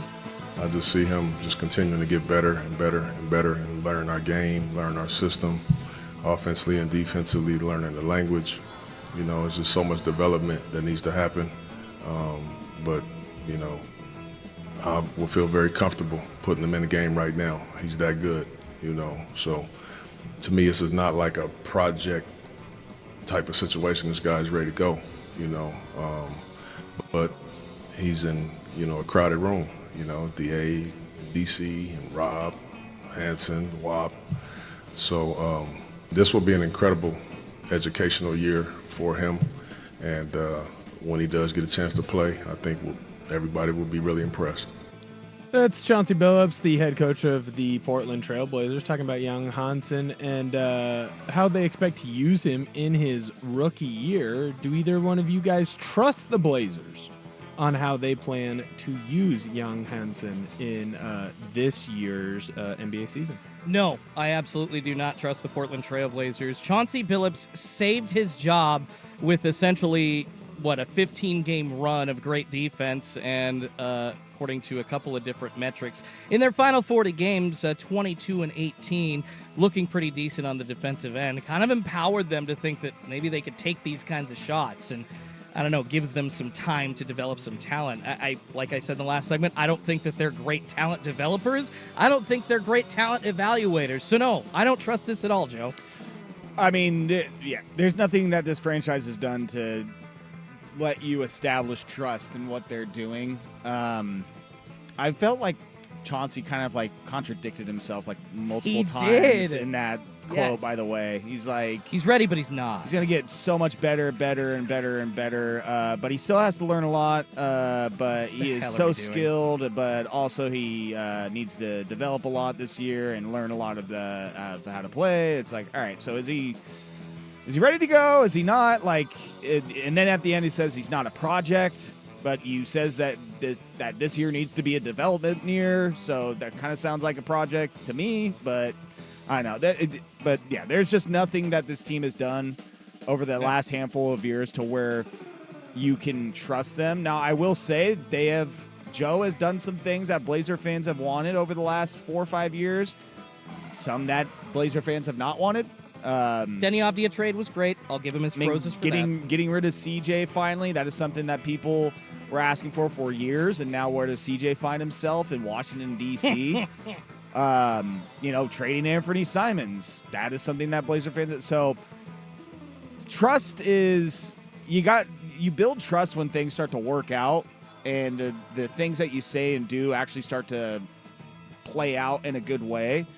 And we haven't seen that happen yet. And maybe this is the year where it starts to, you see another year of improvement, but there's nothing to tell me that you should be trusting them. Out to right field. Does it have enough? It is onto the berm. Cal Raleigh goes deep and has put the Mariners back in front. Quick, guys, we don't have a ton of time. We still have to get to my favorite story. Cal Raleigh announced that he is going to be in the home run derby. Do you love it for him chasing a couple of catching milestones in home runs and RBIs? Absolutely love it. Cal Raleigh's my guy. Said a year ago, maybe a little early, he's the best catcher in MLB. It now is obvious that he is. He has now set the record, and he will set it again every time he hits another home run before the All-Star break for catchers. Before the All-Star break, became the first one to hit 20 in May for the Mariners as a catcher. He's just setting all kinds of high records and numbers. I love it. I hate it because I want it to be Adley Rutschman, and it makes me sad. Sorry, brother. It makes me very, very sad. I understand. Yeah. All right, time for my favorite story. So now you might be a little bit surprised about what my favorite story is, because I'm going to tell you the score first. Ooh, Jeopardy! Last night in, we're going to say in Jacksonville, the Jumbo Shrimp took on the Nashville Sound. The score ended 15-3 with the Jumbo Shrimp getting a victory. Okay. Now, why this is important and why it's a funny story? The Jumbo Shrimp combined with 4 pitchers for a no-hitter, yet still found a way to give up 3 runs. So in a minor league, but still professional baseball game. What is this, like AA, single A, I'm assuming? Jumbo Shrimp, that's got to be like a lower-level minor league team name, right? Yeah, it Jacksonville does Jumbo not Shrimp? say. Yes, the Jacksonville Jumbo Shrimp. They are beat the AAA. Nashville Sound. Wow. Okay. So usually that happens because of walks and errors, which if people are wondering what the difference is between minor league and Major League Baseball. Or dropped strikeouts. Maybe they were just so on fire, and it was the catchers that were just kept blowing it, just kept letting nasty curveballs go by them and pass balls, and then on the third strike, and then they couldn't get him out at first. Can you give an error on a passed ball, or is it just labeled a passed ball? Like, because the catcher shouldn't. I mean, I understand he's judged on like the number of passed balls that he allows through a season, but errors are a total different calculation. That's it weird. wasn't pass balls because the article I didn't think so, but I thought that'd be hilarious. Like, oh my God, that is their 5th pass ball of the inning. No, in the article they're like, so the jumbo shrimp are in the Miami pipeline, and their number 5 prospect, MLB number 95, is their catcher Joe Mack. So he had a big game at the plate.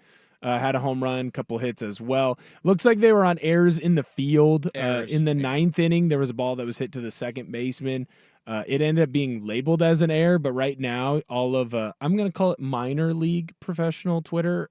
They are very upset that it was not ruled a hit, and that's how I got tuned into this story. There is a group or a following or people ready to get upset about anything. That's the one thing about social media. It's so fascinating. Wow. Yeah, but the level of minor league play to major league play, basically a lot more errors and a lot more mistakes. So it sounds like. Yeah, this is pretty regular for no hitting, but giving up 3 runs. I mean, I still don't think it takes away from the no hitter. I think it's pretty cool. Although, how cool do you feel if you pitched a no hitter in AAA? Like, that's a story you got for the rest of your life. But I don't know, if it were me, I'd still be like, I didn't make the majors. Dang it. Ugh. It's hard to get out of this negative mindset with the Blazers this week. And we got to get back into that, actually. Let's move on here as we cross into the 10 o'clock hour to that trade that the Portland Trail Blazers made before the draft. In my opinion, the somewhat puzzling reacquisition of Drew Holiday. We'll break it down next here on a Jordan, Joe, and Will edition of Sinner and Saint, 1080 The Fan. Home improvement shouldn't.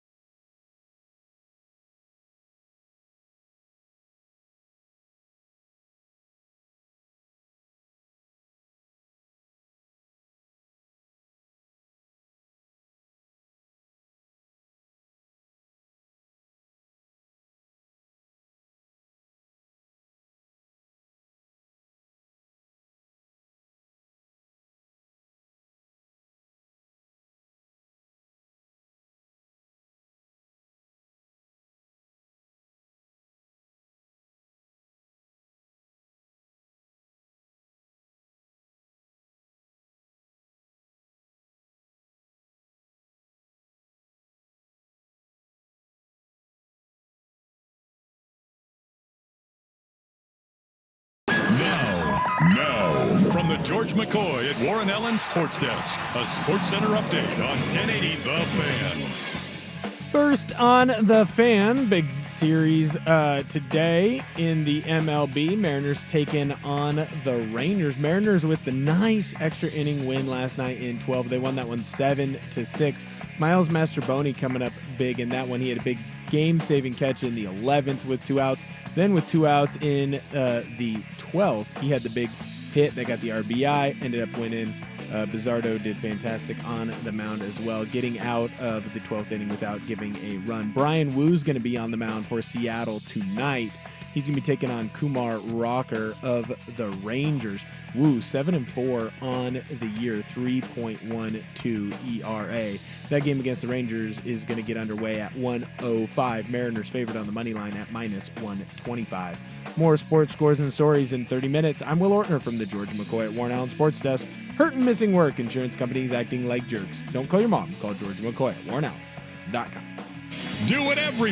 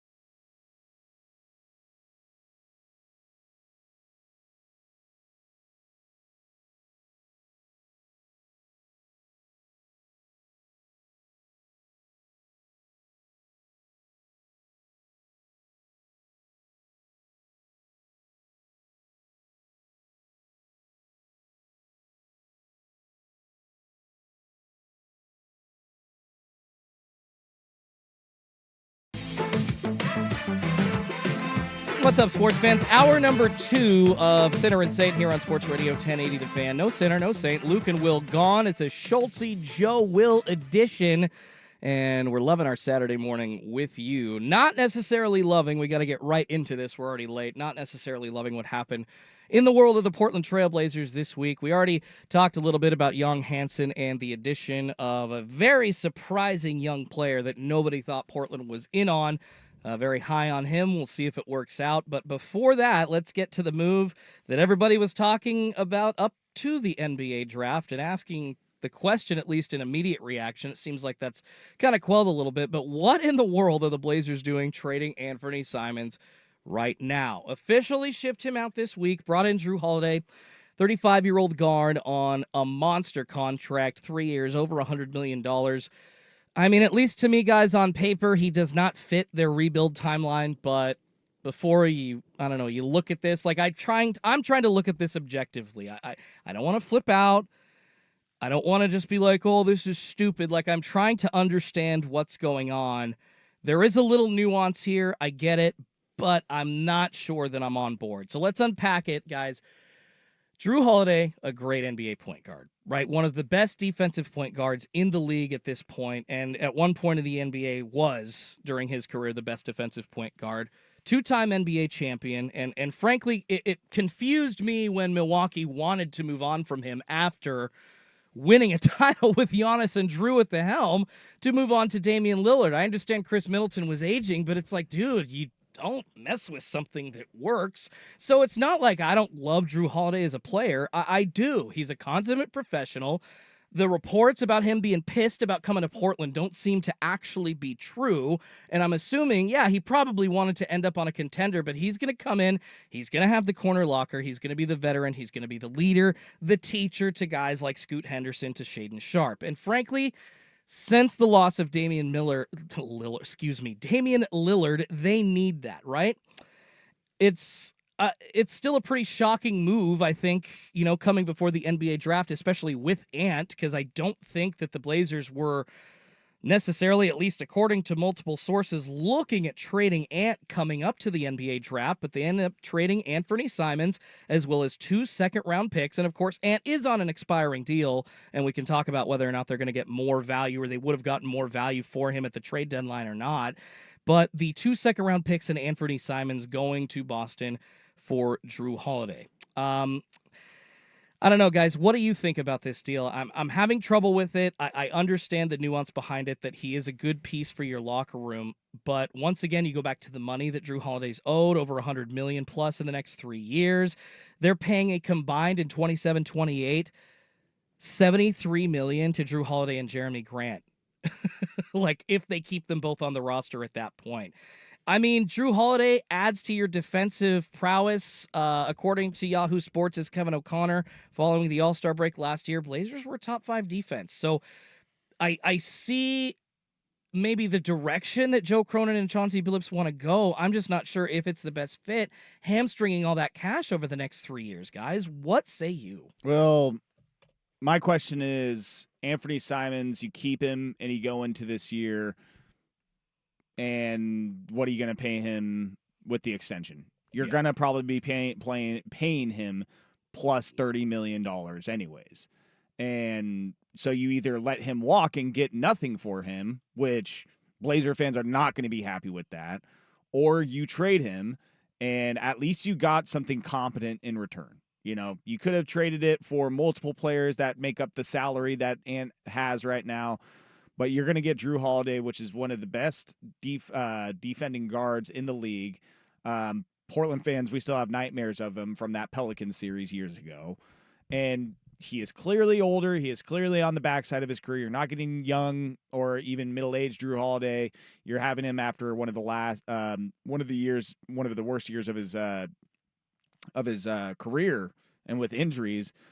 But again, as I said a couple segments ago, like, I am just very much like, you know what, F it. Let's just see what happens. I don't care. Like, we're not competing. I love that you've moved to F it. We're not competing for a championship, so sure, let's at least mix it up, because the Anthony Simons thing, it has run its course.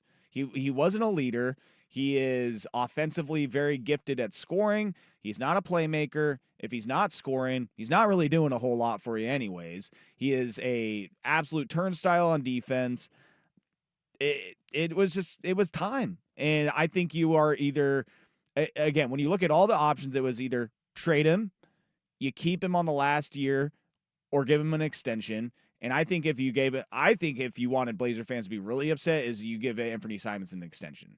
That would have really pissed off Blazer fans, because it would have been like, why? Why are you going to give him money, pay him specifically, give up and take away more minutes, which you're basically already doing with Jrue Holiday as well, but what does he do for us at this point? It would have furthered the narrative more that they're just standing pat and I don't know, making the same Blazers fans angry again that like they didn't trade Jeremy Grant last summer, for instance. I think this is part one. Like I tweeted it out, part one of offseason moves. Okay. That being said, if Jrue Holiday does end up on the roster day one, is it the worst thing to have the best perimeter defender of the last 10 years on your roster with two young guards that it doesn't seem like offensively they're going to reach what everyone thought they could reach? So maybe they transition into more of a defensive role. Like when you look at the two, we'll call it stars, right? Loosely, you got Kamara and you've got Deni Avdija. What do they both do really well? They both play really well, good defense, right? Yeah. Kamara to the point where he's an all-NBA defensive player. Yes, he is. So when you bring in Jrue Holiday, is that the pivot? Hey, Scoot, maybe you're not as offensively inclined as they may have thought. Hey, Shaedon, you're a freak athletically. Yeah, the shot isn't falling right now, but if you can turn into a defender, who knows how long your career will be? Just look at OKC and look at the Indiana Pacers. They had their one star, true blue, hey, SGA, here's Tyrese Halliburton. The rest of that team were a lot of perimeter and big guys who could defend. So if you're trying to build a similar type roster here in Portland, which I believe you have to look at those two teams to build a roster because they are small markets, just like Portland is, well, let's go get one of the best defenders on the perimeter, and maybe Shaedon or maybe Scoot can turn into that until we can move on from him later on down the road. I just yes, it's not a long-term Jrue Holiday is going to be a Blazer, but can you use him to your advantage while he's still here before you get that trade from him? Yes, I think you can. Like I think personally this is an upgrade because at least Jrue Holiday is going to be able to give you defense.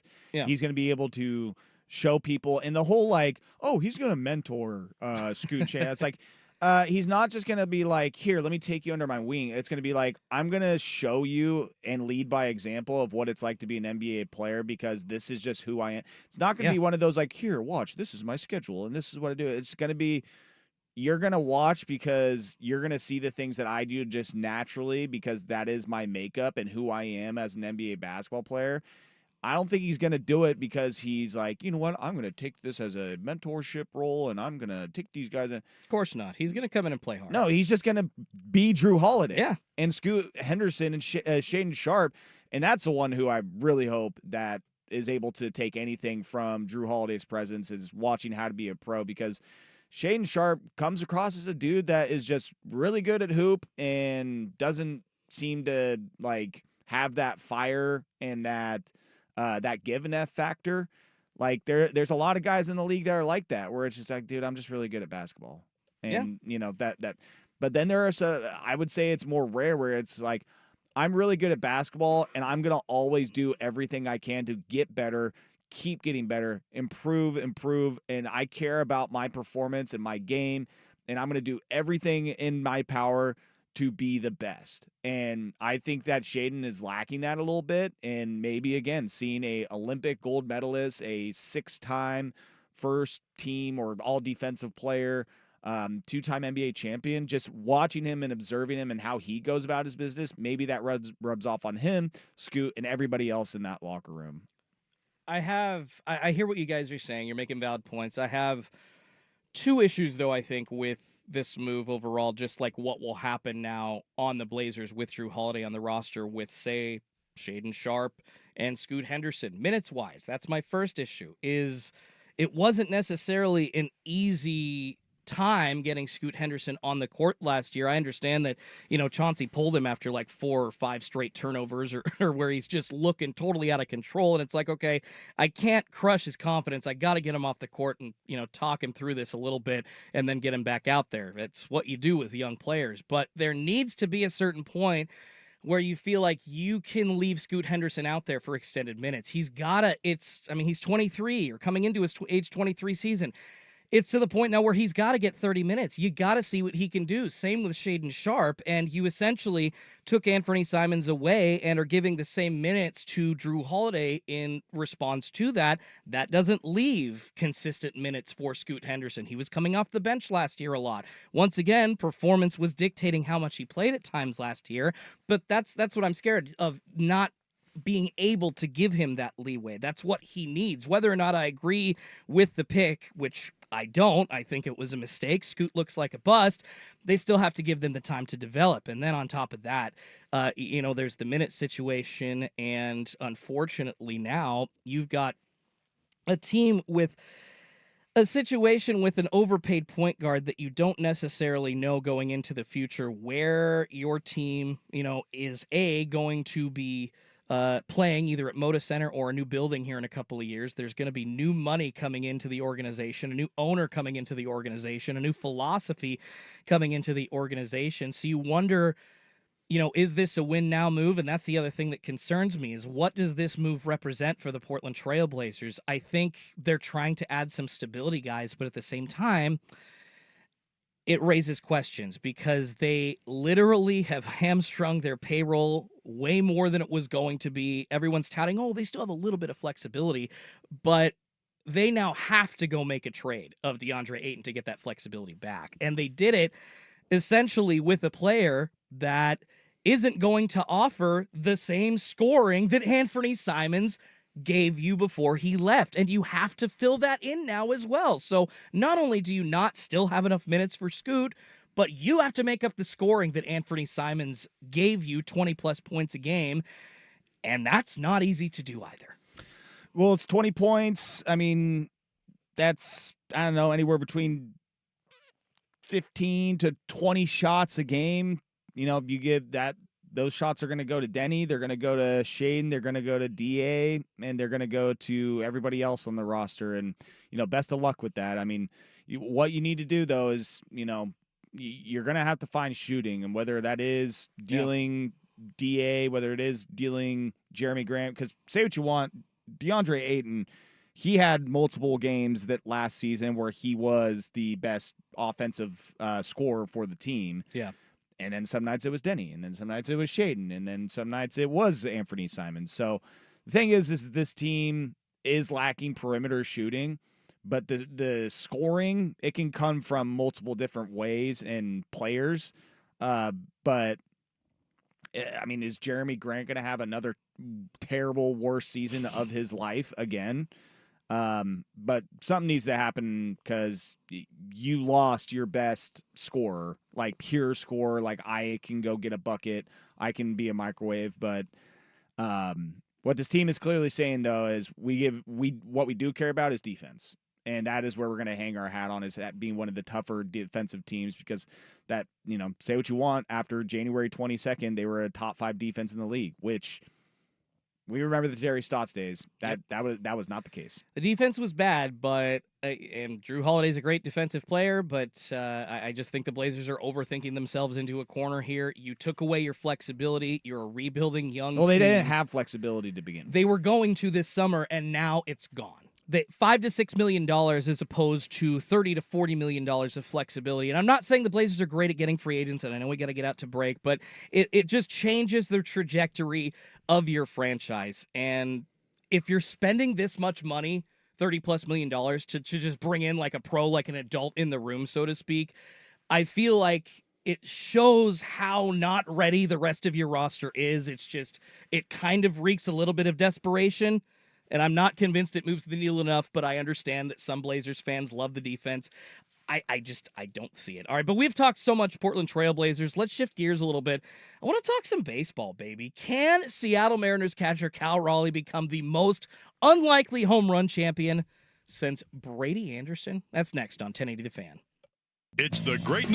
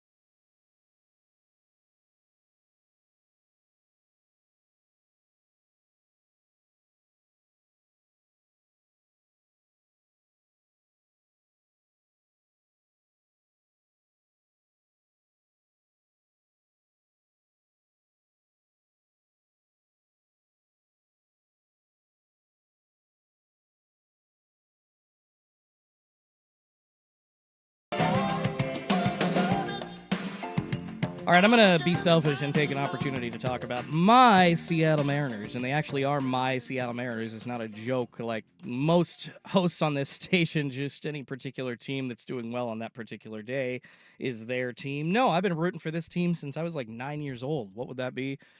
1997? So it was a wild card year. That was like their second ever playoff appearance. And had a couple over the next couple of years, or 4 years, I should say, until another 23-year drought. And I say another because it took them from 1977 until 1995 to even get to the playoffs in the first place. So almost a 20-year drought just to start their existence as a playoff team. And then, yeah, not too much to hang their hats on through the 2000s after Ichiro's rookie season and the 116 wins, famously tying the Cubs back in the 1900s for the most wins in a single season. But we've got a lot to talk about thankfully, that is just so much happier this season about the Mariners. Yeah, they're not really, at least in the AL West, playing as well as people had hoped. The Astros still lead them, I believe, by 5.5 or 6.5 games as we talk about them.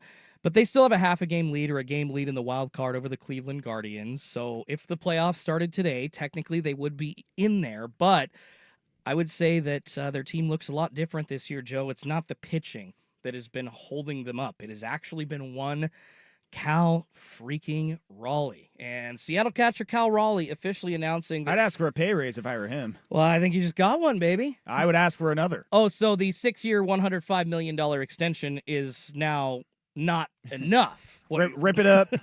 hey, I need another 2 years, another 60 mil on that. Like, let's go, baby. No, he is, you make the point that he is playing at an absolute, not just MVP level, but almost like at least in the last couple of months, it's been like an all-time Hall of Fame level performance. Catcher Cal Raleigh officially in the home run derby. He announced that yesterday, along with Ronald Acuna Jr. I believe those two are the only confirmed participants in the home run derby to this point, but it is so awesome to see Cal representing the Mariners in that this year. I was excited for Julio a couple of years ago in it, but he didn't really, I don't know, he had a decent first round, but didn't really show up in the second round.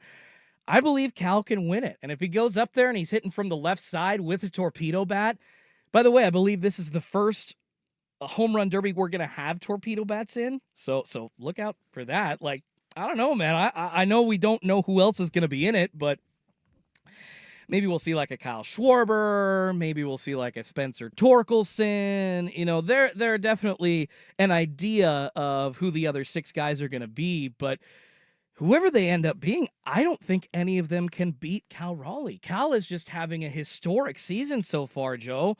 I mean, 32 bombs so far, leading the league.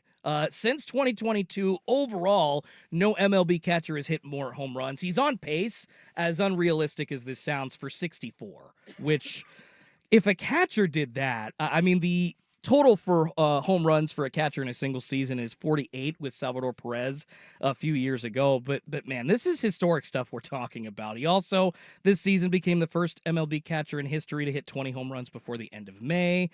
And he has also broken the record for home runs for catchers before the All-Star break already, and will continue to set a new record as he hits another one. Hit 100 home runs in his career. At least he totaled that back on April 16th. In just his 482nd game, only Gary Sanchez, Mike Piazza, and Rudy York got there faster. Look where Gary Sanchez is now. Gary Sanchez is dead. It's kind of sad how fast he's fallen off the face of the universe. He had a decent year in Minnesota, and then the Baltimore Orioles signed him to a contract this year. Now he's injured, and it sucks. I mean, Cal Raleigh is on an almost 10 WAR pace. Only 3 other catchers have done that. Check these names out. Johnny Bench, Mike Piazza, Buster Posey. That's it. Cal Raleigh, Hall of Fame status, at least how he's playing this year. Man, I'm excited that he's in the home run derby. But guys, I don't know. Do you think he can win it? And beyond that, to answer the question in the tease, do you think that he can become the most unlikely home run champion, since Brady Anderson, who I believe back in 94, it was like 57 home runs, allegedly because of roids for the Orioles. But Cal would be the most unlikely champion since him for sure. I mean, he can win the home run derby for sure, but I would say that, we have seen time and time again the home run leader in the season so far not win the home run derby, and it's someone random that comes out of Luis Robert Jr. or Teoscar or whoever. It's like, okay, I guess you can win it. That was kind of out of nowhere. His season that he's having, it is absolutely unreal, no doubt about it. I mean, and to do this immediately after getting the contract too, I mean, that's also one of those, like, the Mariners, they knew what they had in Cal, and everybody knew that Cal was a good player, but you are now getting way more out of this first year than you ever could have imagined. I mean, to be on pace for essentially a 60 home run season, it's amazing. It's also just, is it going to be sustainable if you have him playing catcher every single day? And that's where I am curious. Like, if you want to sustain this power, I know that the Mariners have young prospect in Harry Ford that they'd like to have come up sooner than later. Like, are you going to have him maybe turn into your everyday catcher and then have Cal playing DH? That's where you wonder. It's like you've seen some of these catchers over the years. They move them to first base or move them to DH so that way they can sustain this power. Joe Mauer, Buster Posey on that list, yeah. Yeah, so that's where I wonder what's the future hold for Cal Raleigh. But, in living in the now, the present day, the dude is having an unbelievable season. Platinum Glove winner last year too. You just wish that some maybe other teammates would be able to hold up their end of the bargain a little bit. Yeah, that's the thing. Will, I want to ask you this. I mean, the most complete combination at catcher ever seems to be a guy like Cal Raleigh, at least what we've seen in the last 2-3 months of his career. I'm trying to remember if Salvador Perez, and then I go back and I look at the stats. No, he wasn't as good defensively. He was okay during, his great offensive years. You really got to look back to like a Johnny Bench, who was also known as a great defensive catcher, or a Buster Posey, who was just one of the toughest MFers in the league when he played. I don't see anybody outside of maybe those two guys, are like a Roy Campanella being like Cal Raleigh. Yeah, the problem with it is he plays catcher. Like, as good as he is defensively right now, he's your only consistent bat. And, I understand that this is a historic year for him at the pace that he's on. Even if he falls off the pace and hits 40 home runs, it's a historic year for him, right? It's the most home runs he would have ever hit. He's at that mark basically right now. And so to me, when you have a bat like that, find a way to keep him around for the long term. You have Harry Ford coming up in your farm system. Use the young kid as a catcher, right? Use Raleigh at first, or have him DH, right? Yeah, sure, he can still be your catcher in moments of need, like if Ford goes down or whatever. But you have to do something to preserve this bat, because the Mariners haven't shown that ability to find good batters, whether it's through the draft or through free agency. Like Arozarena's been fine. Julio's been fine, slightly better than fine. But at the same time, you got two guys that can hit and nobody else can. So you need to figure that aspect of it out as well. Keep him around as long as you can and save his freaking bat. I mean, I hear you. The problem is, though, that he is so good defensively that you have to have him out there. He's the best at framing pitches in Major League Baseball. He's one of the best at throwing out runners at second, stealing in baseball. He's great, blocking past balls. Like, he is elite behind the plate. And you guys are both right that it's going to be a weird balance game for the Mariners to play over the next few seasons, but it's going to be, he just signed a 6-year, $105 million extension. He is now 28 years old. I'm sure it's going to be really tempting and really hard for Dan Wilson to not play Cal Raleigh 140 games a year. And I know Cal's going to be telling his coaches and his manager, hey, Skipper, I'm ready. Put me freaking in, coach. And that's the guy that you want to have. But can they manage him going forward? And if so, I think his career, frankly, you don't need to see the catching defensive stats to call him a great, all-time, maybe if he continues these kinds of seasons, like Hall of Fame-esque player. But we've got to see more of them. But if he continues to hit like he does this year, we're in for it, man. Or is it going to be like a single season just whiff? Luis Gonzalez hit 57 home runs in 2001. He only had a previous career high of 31 before that. And Brady, I incorrectly mentioned he had 57. He actually had 50 in 96, but still way over his career high previously of 21. Chris Davis had an explosion, 53 homers in 2013, up from 33. Yeah, he had a 3-season run where he was just mashing. So exactly. But there's a lot of guys on this, home run single season leader list. We had Pedro Alvarez in 2013. He hit 36. Mark Trumbo, remember him? Oh, Mark, yeah, my former boy, Mariner, former Oriole. Yep. 47. Chris Carter had 41 in 2016. The thing is that Cal Raleigh is improving. His average is up. His numbers are up across the board. So are you going to be able to sustain that over the next few years? And then if he does, then that's when you start raising his name in the best catcher in the game permanently. Nobody else is touching him. And then again, you get 3, 4, 5 seasons into this.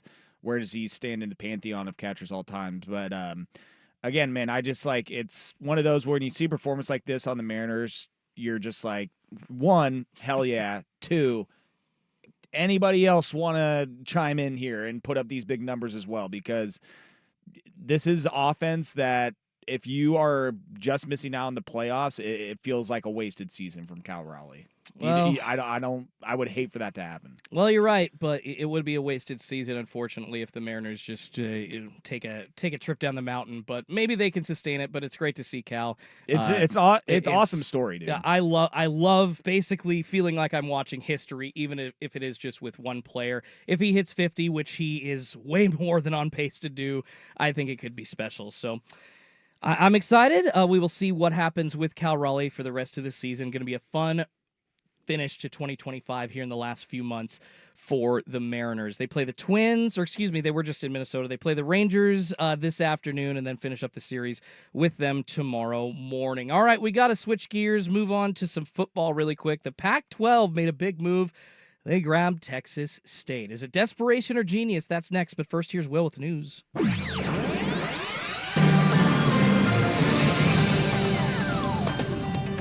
Big trade today in the NBA. Chicago Bulls Is it trading big? Lonzo.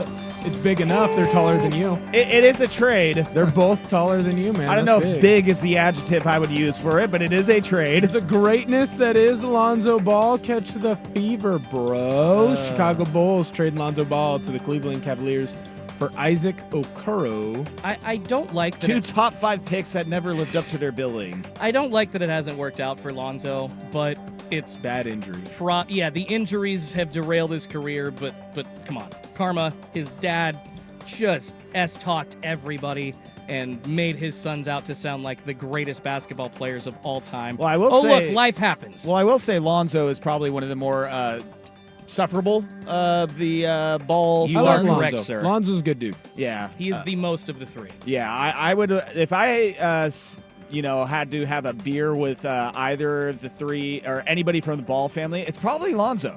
No, Lonzo is greatness. 27 years young. Let's not forget Isaac Okoro was a top 5 pick. I had forgotten that. Wow. And that has not worked out nearly as well as the Cavs wish that it would have, but Lonzo could stay healthy, man. That'd be pretty interesting to see him paired up with Donovan Mitchell and the rest of that team, Evan Mobley. But the biggest if, and it is a very, very, very big if, is can he stay healthy? Fingers crossed for him. More sports scores and stories in 30 minutes. I'm Will Ortner from the George McCoy at Warren Allen Sports Desk. Hurt and missing work, insurance companies acting like jerks. Don't call your mom. Call George McCoy at warrenallen.com. Hey, it's Souk. Vulcan Design and Construction helped me turn my backyard into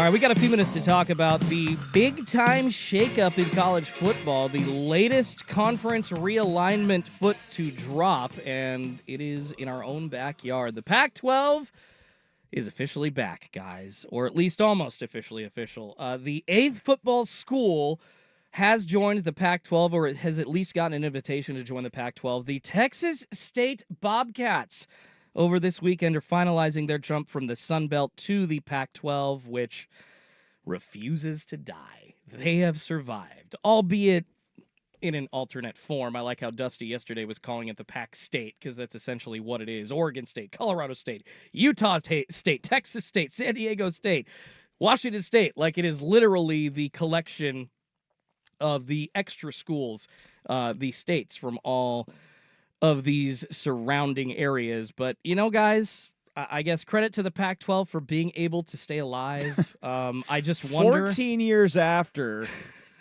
the Pac-12 was supposed to get Texas. God. Here we are in 2025, and we get Texas State. It's a great day to be a Bobcat. I believe that's what they say over there in Texas State. You know, one of the reasons that Texas didn't join the Pac-10 at the time, right, was because they wanted to keep they had their own network at the time. They were so early on programming for their school and for their sports. They had the Longhorn Network. The ratings stalwart that is the Longhorn Network. Actually, it's funny that you say that, Joe, because of course it's not that highly rated, but diehards of the Texas Longhorns watch that, especially football fans, right? They wanted to, in their move to the Pac-10 with, what was it, Oklahoma, Texas, there were big schools coming our way. They wanted to keep 100% of the revenue from the Longhorn Network. And the Pac-10, Larry Scott at the time gave them the middle finger. So one of the reasons why Texas turned around and went back to the SEC was, well, let's put the blame where it should be. Once again, Commissioner Larry Scott and his terrible negotiating ability and lack of foresight. So here we are, Joe, now with the Texas State Bobcats. You know that Lyndon Baines Johnson went to their school. Woohoo. Another one of their slogans, apparently, is just, eat 'em up. Okay. Eat 'em up. I mean, I love it. I think I'm a Texas State Bobcat fan now. Oh, I think that is my Pac-12 team going forward. You want to pick a new party school? That's the new party school right there, bud. San Marcos, baby. We're coming to you. I mean, this is a massive school, guys. I'm sure it is a great party school. Their enrollment actually, you know what? I want you to guess how many are enrolled at Texas State. I want Will and Joe each to toss out a I'm going to number. guess that the requirements to get into Texas State are pretty low. I think you would be correct. And being that it is Texas, it's not gonna be A&M numbers, but I'm gonna go somewhere I'm gonna go around the 40,000 range. All right, Mr. See, I was gonna go much lower. I was gonna go 20. Yeah, that would be the rub, because Joe actually got it right on. It is around 40,000. It tops 40,000, and yeah, people think that just kind of this random state school would have a little less of an enrollment number, but no, you're right. It's kind of like the Arizona State at Texas. I don't think the enrollment requirements are too high. It sounds like that they're, like people that don't get into University of Texas. Don't get into Texas or Texas Texas Tech A&M or Texas Tech. A&M or Oklahoma or Arkansas or the Arizona schools or anybody else is like, well, hell, where do I go? No, Texas State says with open arms, eat them up. Yeah, and that's between a couple of campuses in Texas Austin and State San eats up Antonio. those enrollees. That's what they do. Hey, the Bobcats, baby. Rawr. And their football program has had a decent run as of late, back-to-back, 8 and 5 seasons, 2 bowl wins. So it's not like they're getting just a bottom-of-the-barrel team, although the Sun Belt, I'm sorry, it's a bottom-of-the-barrel conference. Texas State did good last year. They had a pretty solid team last year, so you're getting them on a high. Also, George Strait went there. I'm on their famous alumni page. Yeah, Ooh. Lyndon Baines Johnson, George Strait. 50 hits. LBJ, Yeah, infamously hung like a horse, they say. Yeah, and also talked to his aides while he was on the crapper. He made them come into the bathroom with him. That's a power business. move. Yes, it is. Imagine if boss man, brand manager, while he's taking a BM, says, Joe, come in here. Come here. You need to dictate this right now. If you could come in on Saturday. All right, guys, we're pretty close to the end of the show, but really quickly, do you think this helps stabilize the Pac-12 long term, or is this kind of like plugging a leak? honestly, I never wanted to see the Pac-12 die. As a University of Oregon alum, it was not our fault. Blame it on the USC and UCLA schools for that. We just had to do what was best for us, baby. But I never wanted to see I never want to see the Pac-12 die. So, plug in the leak. Yes, getting some teams in there. This is going to be a very different looking Pac-12. My hope is that they get back to the success and the prominence that they had in years past. I highly doubt that they will do that. I think this is going to be very much just kind of another conference and has fallen out of that Power Five, and it's going to be seen as a Mountain West MAC just middling conference going forward. This won't be a guaranteed spot in the college football playoff. No. It is the Pac-12 is very, very, very different, and where they get 4 more teams, I do not know. They got the 8 though. That's what they needed, was just 8 to stay alive. But You got Gonzaga for basketball. Woohoo! That's not a bad thing. But great day to be a Pac-12 member. Yeah, you agree, Will? Great day for the Pac. State. It's a day. You're a Group of 6 conference. It's a day for the Pac-12. Take it. Understand what your role is now. Yeah. You are not what you once were. You've been demoted, and that is your fault. You didn't take care of business. Nope. So now you've been demoted. But be happy that you were still able to survive and that you are not left out in the cold. Yeah, no, you just put it perfectly, Will. This is literally a move about survival. This isn't about making something big again. We're going to be great. We're going to be so huge. No. This is the Pac-12 clinging to relevance. All right, we're going to wrap it up with what to watch next here on The Fan. Isaac Rob.